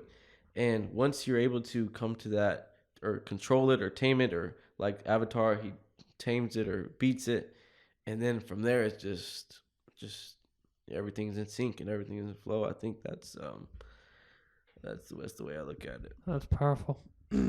Powerful. Man, we should trying to go see Avatar tomorrow. Shit, I'm down. Okay. I'm completely down. That'd be Avatar, fun. no, they look. You got some bad. That boy fucking bro. No, I'm kidding. The back of the Motherfuckers is blue and 10 feet tall. No, you ain't seen the new one, champ. You ain't seen the new one, champ. We'll chop it up later. Do y'all think that there'll be sex robots in the future? I think there already are. You think there'll be sex inflatables? There already are, bro. Exactly. That'd be them robots. Like a full-on robot. Speaking on that, with AI, it's gonna get crazy. Cause like, Well, I'll bring up this. Like my Instagram algorithm, bro. Mm. On my explore page, bro. It's like the craziest shit, bro. I click over there one time, bro. It's like it's like the raunchiest like shit. You're like, whoa, what the? But it like draws you in. Yeah. Fucked up. Yeah. Sorry, I interrupted you. no, you're fine. No, I was just saying like, with AI and like deep fakes, bro, it's Deep fakes. Yeah. it's bad to be a girl right now. Yeah. Like, I saw a clip of like AI, and they're like, it was Leonardo DiCaprio, but he was talking as like other people, identical. Whoa. Like, I don't know who, I forgot who exactly, but like, say Morgan Freeman voice. Yeah. Like you heard Morgan Freeman, you heard his voice, you'd be like, that's Morgan Freeman. Then you see the video, you'd be like, what the fuck? Nah, like, and it was just, it was more than crazy. Morgan Freeman. Like, it was numerous artists. What the fuck is going on? I've seen a lot of that stuff with deep fakes and changing your voice. Like you can find someone's voice, you could clip it, and there's these AI programs that you can type They in can make whatever you samples out want, of it. man. It's just technology. It's just so digital. Like, you know Peter Thiel, who that is?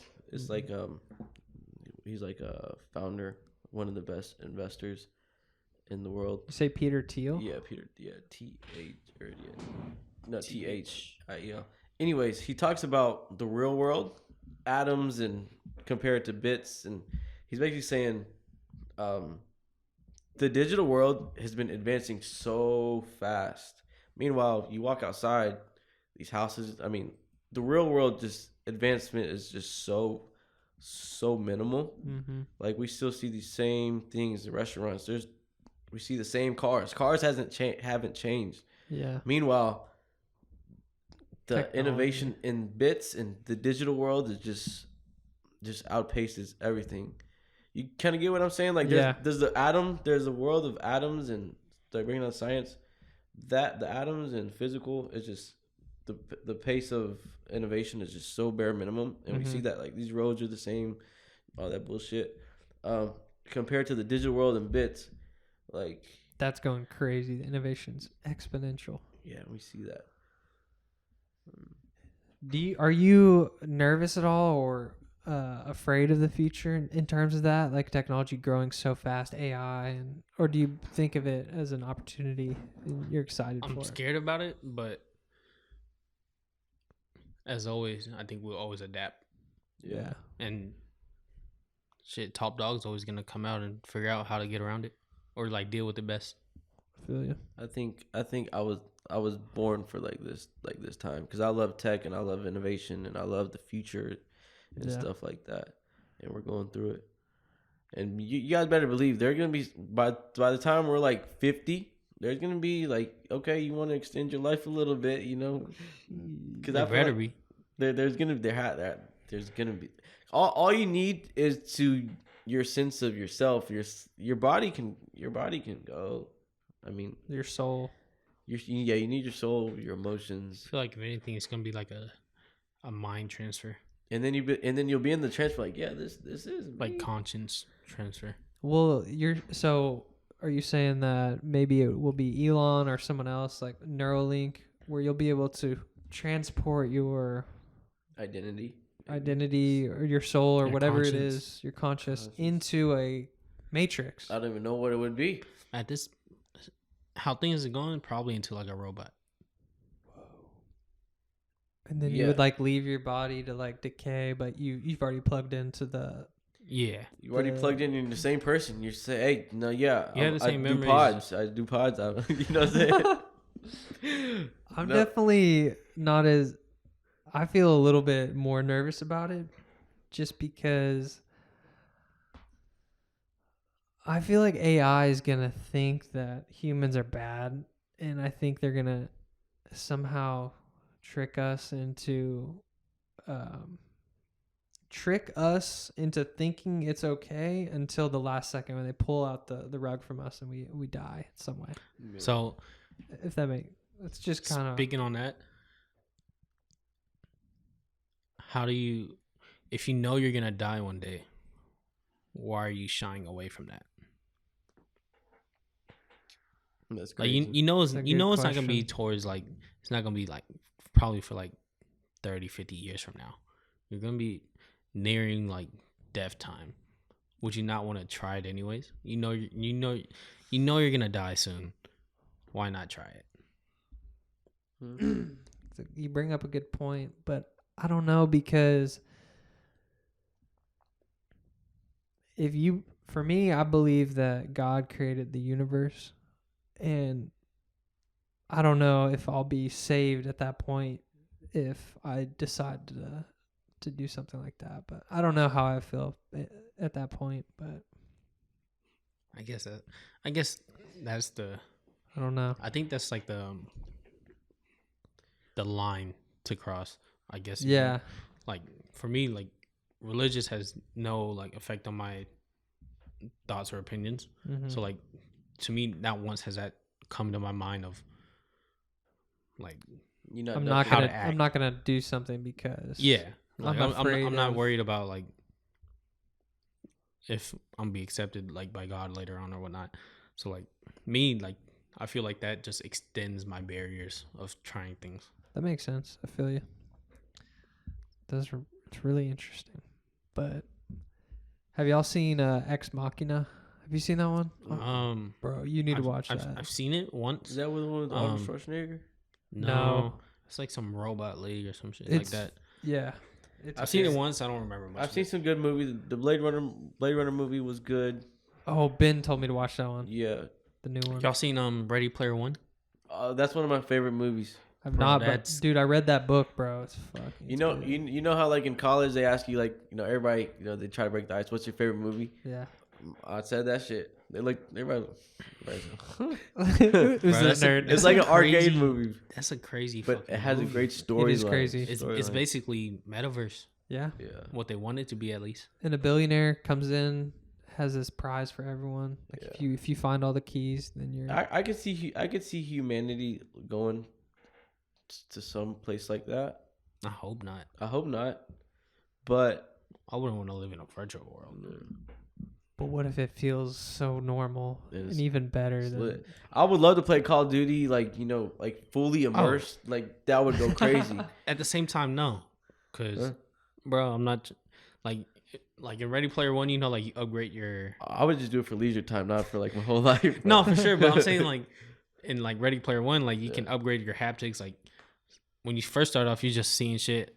Later on, you get coins. You can buy a bodysuit. Bro, I'm not trying to be in a Call of Duty situation where I'm feeling a gunshot. Like that's gonna put you down. Yeah. But If you can feel that, hopefully you can adjust Yeah. some settings and slide the thing to the no. right a little bit. That's a great movie. But I think that's gonna be the next couple of years, like where you're gonna be fully immersed in whatever it's gonna be. I think that's gonna be like it's just a nice product and an advancement. Have y'all seen The Matrix, the movie? I've seen it, yes. for sure. I mean, those people are in whatever you want to A call it. computer simulation. Yes, but they don't know they're in it. Bro, I'm not gonna lie. It took me like till I think last year Yeah. to really understand the Matrix. Like all the times I watched it before that, like I watched it, but I never like really thought Understood it. about it or not understand, but I didn't try to understand it. Mm-hmm. And then like when I first like really tried to understand it, I was like, what the fuck? Have y'all seen that Crazy. movie with Harry Styles? Recent movie. It's called Yeah, I know what you're talking Darling. about. I know what you're talking about with Ben also told you me need to to watch, watch that, that. too. that's crazy. Yeah. That It's on some Matrix stuff. that's like the way it leads into you finding out what the Matrix is. Yeah. In that movie, it's like, to me at least, it was like 10 times crazier. Like Yeah. you would not Honestly, that movie is very fire. Okay, what is it called? I'm gonna look. Something Darling. Yeah. It's that guy from One Direction. Harry Styles. Yeah, Harry Styles. Don't worry, darling, something like that. My brother put me onto it. Yeah. Oh, Don't yeah. worry. Yeah, that I would say that Bruh. movie's probably like a solid. I mean, for like sci-fi and kind of what we're talking about, I would say it's probably like a 9 out of 10, 10 out of up there with Alright. with our topic that we're discussing with I'll watch this one. You gotta watch Ex Machina. Ex Machina. That one's basically this billionaire guy. He's testing AI, Mhm. and he tells one of his employees, he convinces him that he won the prize of coming out to live in his compound, and he's going to be helping with research. But then he ends up figuring out that he's actually testing the AI, and then bro, it gets crazy. AI, like, I don't want to spoil it, but Yeah. Is it a Man. recent movie? nah, this no, I think it was years ago. 2017 or something. Oh, She's that's pretty recent. bad. No, this movie is fire. Okay, I'm gonna watch this. Yeah. Shout out Russ. Shout out. Bro, one last question for y'all. Y'all think y'all for like taxing the rich? We talked about that one time Do we? on Instagram. Oh yeah. Am I for taxing the rich? At a higher percentage per se. Or like a special way because they have more money. I was thinking about this shit today. I was like, bro, they ain't teach me nothing about taxes in school, bro. Like, I don't even know what to do with fucking April. Like, they don't teach you none of this. And it's not just me. It's just like, what type of business model is this? You're teaching. I mean, this is a different topic, but it's like, and then you come in the real world. And the real world is all about taxes. But I think taxing the billionaires, you have to keep having consideration the fact that, okay, what is Elon Musk doing for the world? What is Jeff Bezos like? How did he get so rich? Jeff Bezos has enhanced our quality of life, and I think he should get rewarded for that. Mm-hmm. And Elon Musk is disrupting the world and coming out with a great product. I think he should get rewarded for that. The iPhone has done so many great things. I think he should get rewarded. But now taxing his money, I would say, bro, there has to be a cap. Like, there has to be a cap. I would say, like, to some extent, like, over, like, bro, because he can do the same thing. Like a flat fee, 25% of your income. That's what I'm saying. I don't think Something. I don't think there should be like a billionaire's tax or like even like capital gains tax, bro.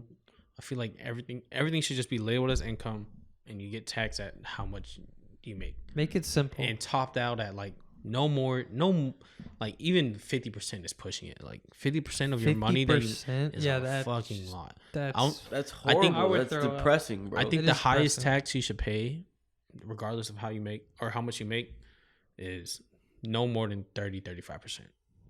I Okay. think that's a fair Talk your price. shit. Talk your shit. I agree. I think I agree to an extent, but I would throw up, man, if I had to pay half of my money, and then you just pissed. And it's so hard to finally you start making money. You know, you finally start making money, and then they want to take half. That's why you got to keep in consideration that we live in the U.S. and that's how the U.S. operates. Mhm. You know, because But then they steal all the money anyways. Like the game, I just think the money's not used in any beneficial way. I mean, certainly there are benefits, but we're like trillions of dollars in debt. And like, how are we spending money? I don't agree with a lot of the time. So as a government, yeah, it's a government. So I don't think I would increase the billionaires tax. I would actually, I think a flat fee would be fine. I don't think a flat fee. At I would do first a I flat thought it fee. was, but imagine, because if it was a flat fee, you would lean it either towards those who make less or those who make more. For those that make Yeah. less, then it'll be reasonable. Like, yo, billionaires are barely paying anything at this point, while lower people are getting cut out. Like, yeah, like, low key. I screwed. hear you. But at the same time, if you gear it towards rich people, a higher tax, flat rate, it's gonna rob the lower income people more. Yeah, I would definitely not do a high flat tax. Yeah. I think it would be low, and I think it would be simple. But the issue is, if you have something that's simple, then you're getting rid of a whole industry tax planning, and people will be out of jobs, but they'll have to find new ones. But that's a good question. I think they should eliminate income tax and just raise sales tax. Because then, like, it'll also, you're paying hella much more on that sales tax, but it'll also make you spend less. Think about your money more and this and that. Yeah, it's interesting because, like, the government, they're not operated like a business. They're operated based on results, and whatever the budget is, like, it don't matter. Like I said, we're trillions of dollars in debt. So there's no real accountability for spending your money and wasting money, you know? Like, oh, we spent X billion on this, turned it out to be not worth it. There's no accountability. You're still in debt. And then I just don't agree with how a lot of it's spent. Yeah, like you said, we're trillions in debt. I think it's like 30 trillion, and it's been accelerated literally exponentially like the past like 3-4 years. And that's kind of why, you know, cryptocurrencies are getting popular. Kevin O'Leary, Shark Tank, he says he thinks cryptocurrencies is going to be another sector in you know, in the markets. But yeah, at the end of the day, like, I think it's like zeros and ones. Like, you can't just print money and then do this and have no repercussions, or like, you know, can't. There has to be something has to break. But as far as like the income tax, I think I don't like that. But again, it's USA. USA is probably one of the best companies in the world. They know what they're doing. Everybody still wants to move to USA, no matter who you are, where you live. It's true. And that's one of the things, bro. I like going back to my intro, like I would say, bro, like I'm 22, I'm living in America. Like, I just, you know, that's important for me. You know, it's good to build. You know, it kind of gives you a chip on your shoulder because all my family is overseas, and we have a great opportunity. Not just everybody that we live here, and our quality of life is way different than other people. I gotta remind myself that a lot. You're to be grateful. You're American, right? Yeah. I was born in Texas. Yeah. PJ, your parents moved or They came from Laos. Yeah. What's your ethnicity? Laos. Okay. Interesting. Pull that up on the map. And I've met a lot of people who have immigrated, and one of my good friends, David, he immigrated from Venezuela. And Venezuela was a country where they kept printing money. And that's why in deep shit. Yeah, exactly. I mean, we keep printing money too, but we're fucking America. Yeah. But at the same time, like, just seeing him, he came over here when he was 17. I met him at Cliff Nelson playing basketball, and he became one of my best friends. And he busts his ass, like, working, just because he's so grateful to be here and the opportunity. Right next to Vietnam. Bro, this, like you said about your friend that, like, he worked his ass off, like, immigrating. Like, my dad had that same story. And when I hear, like, because I know these stories and, like, personally, bro, I hate when I hear people, like, complain about, like, they don't have the right opportunities, this and that. Yeah. Like I get it's still bad. It's not. I'm not saying it's not bad. It's definitely bad as shit. Like, especially like low income neighborhoods, this and that. But I feel like it all comes down to like your mentality. Like, my dad came from Laos when he was like 12, I think. Didn't speak a lick of English. Nothing. Third world country. You used to live with a metal. His roof was made out of like metal sheets. Like, you can. Yeah. You have water when it rains, water's dripping through your roof. Came over at 12. I think he graduated second in his class, this and that. Went to SMU. Came a doctor's own business. Like, damn. Basically a millionaire. American dream. Yeah, exactly. That's bro, amazing. So like I get it when people like they complain about their situation and it's bad, but like at the same time, like to me, I feel like, or I want to ask, like, what have you done to get yourself out of that? That's a good That's what question. Top to G ask. would say too. Yeah. Because I like would say the same thing. like at the same time he's we lived in clean, like he was in the army, this and that, but he would drive to like Oklahoma on the weekends to do extra work outside of the army, this and that. Like he's been to fucking somewhere in Middle East, I forgot. Did all this army that. I don't even think he stayed long enough to get like benefits and whatnot, but like he's made his way through. Like Yeah. Just the determination, man. he's bought a fucking McLaren. That is the American dream, man. Yeah, that like- is so amazing. So man. like when that also, like knowing my dad's story, I really like, I'm not trying to be like rude or like unempathetic, yeah, but I hate when people complain about their situation, Mhm. because to me it might be like naive, but I automatically assume I'm like, I feel like you haven't done much to get yourself out of it. that makes sense. And I gotta be honest, it's kind of different when you are an immigrant and like, it's just like a different breed and a different mentality. Especially your Very dad, different. especially your dad, all the things that he's been through and just what he's gonna teach you at home and what he's gonna try to instill in you is like basically it's a mirror. It's like a shadow. Sure. And I think it's something that should be embraced. I think it's something that should be chip on your shoulder, like Russell. You know Russ be coming on. You know what I'm saying? Mhm. I think that's just one of those things, and it's the truest shit ever. Like it's just authentic and real. And Yeah, that story inspiring. was very inspiring to hear, man. And for me, being born in Texas, like I was born in the suburbs. My dad, he grew up in Chicago, and he has like 8 brothers. They didn't have a car, like they were poor. That's how my mom was. She And was so- like 12. It's definitely a lot different from your dad's story, but it's not like everything's relative. It's not like I grew up like a millionaire. Like my dad was like straight up a millionaire, and like I was making all this money and I never had to do anything.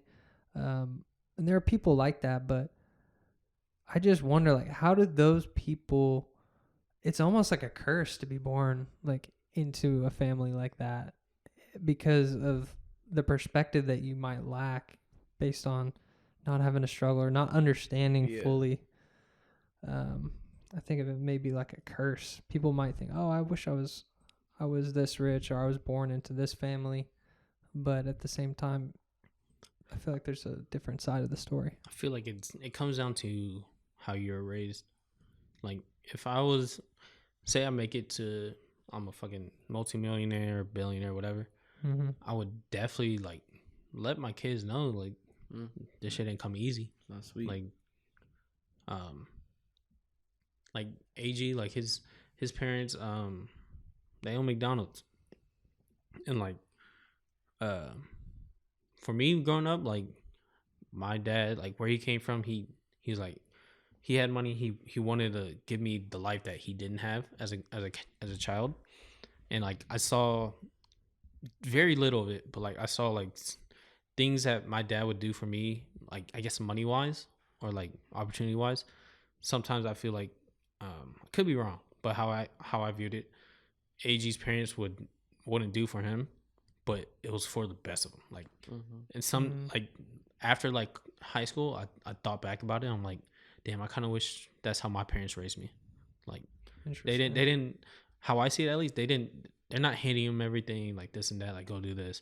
But like for me, for the most part, like I was handed a lot of things, and like I also learned through those. Like I learned other stuff that I needed to know by myself. But like those being handed some stuff, like it held me back a little. I would agree. Same.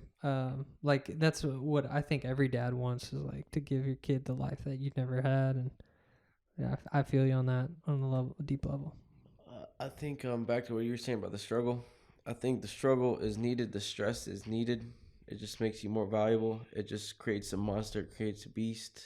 I just think that's the cream of the crop. Like that's what's gonna. Struggle is definitely helpful. It's what's gonna make or break you. You know what I'm saying? I feel like I've been through a lot of stress, and it's just a matter of how you deal with the stress and what's your game plan. Mm. And I think, Bro, I didn't know Chirac was that close to the water. Yeah. I thought that shit was like landlocked, No, yeah, there's a beach. cold ass beach. I've only visited a couple times. But, dude, man, this has been great. sure. I thought we were going to wrap up at like 2 hours. Or I mean at fucking 1.5. No way. No, I enjoyed it. I know we all have, you guys have stuff you need to do. So like, and you have to get sleep, or your day, the quality of your day tomorrow is not going to be good. So. Yeah, exactly. All right, well, thanks y'all for listening. Follow me at The Incredible JOJ on Instagram. Search me up on YouTube and Spotify, Apple Podcasts. Y'all have any shout outs y'all want to give? Shout out to myself. I am PJI on all socials. Shout out Goldie's Barbecue. Shout out No Idols Texas. Shout out Steve. Go to Infinity if you need any mechanic work. Shout out Dell if you need any music work. Shout out Mike if you need any fridge work, any logistic stuff. Lots of shouts out. Shout out to my brother AJ if you need any choreography going on. Okay. About it. That shout out went crazy. Yeah, I know. Putting the city on. For me, I would say shout out to all the beautiful, faithful women out there. Continue being faithful. I just think the time is now. We live in one of the best areas in the United States. DFW airport. Why not us? Why not me? I think, you put your mind to it and it's real and it's authentic, then, the alchemy, the universe works in your favor. And, we're all high. We know a lot of people we grew up with. We're all doing great things, whether it's Goldie's Barbecue, like you guys did, whether it's, you starting your own podcast, whether it's our high school teammate going platinum, number one in the draft, whether it's you record or being in a video with an artist that, breaks the internet or whatever it is. It's like, we're here, bro. Like, Free Tay. I'm here. Like I feel like I'm here. I want to play with the big dogs. I want to Make your mark. Go swimming with the whales. I want to by swimming with the whales. I just think why not us? And Yeah.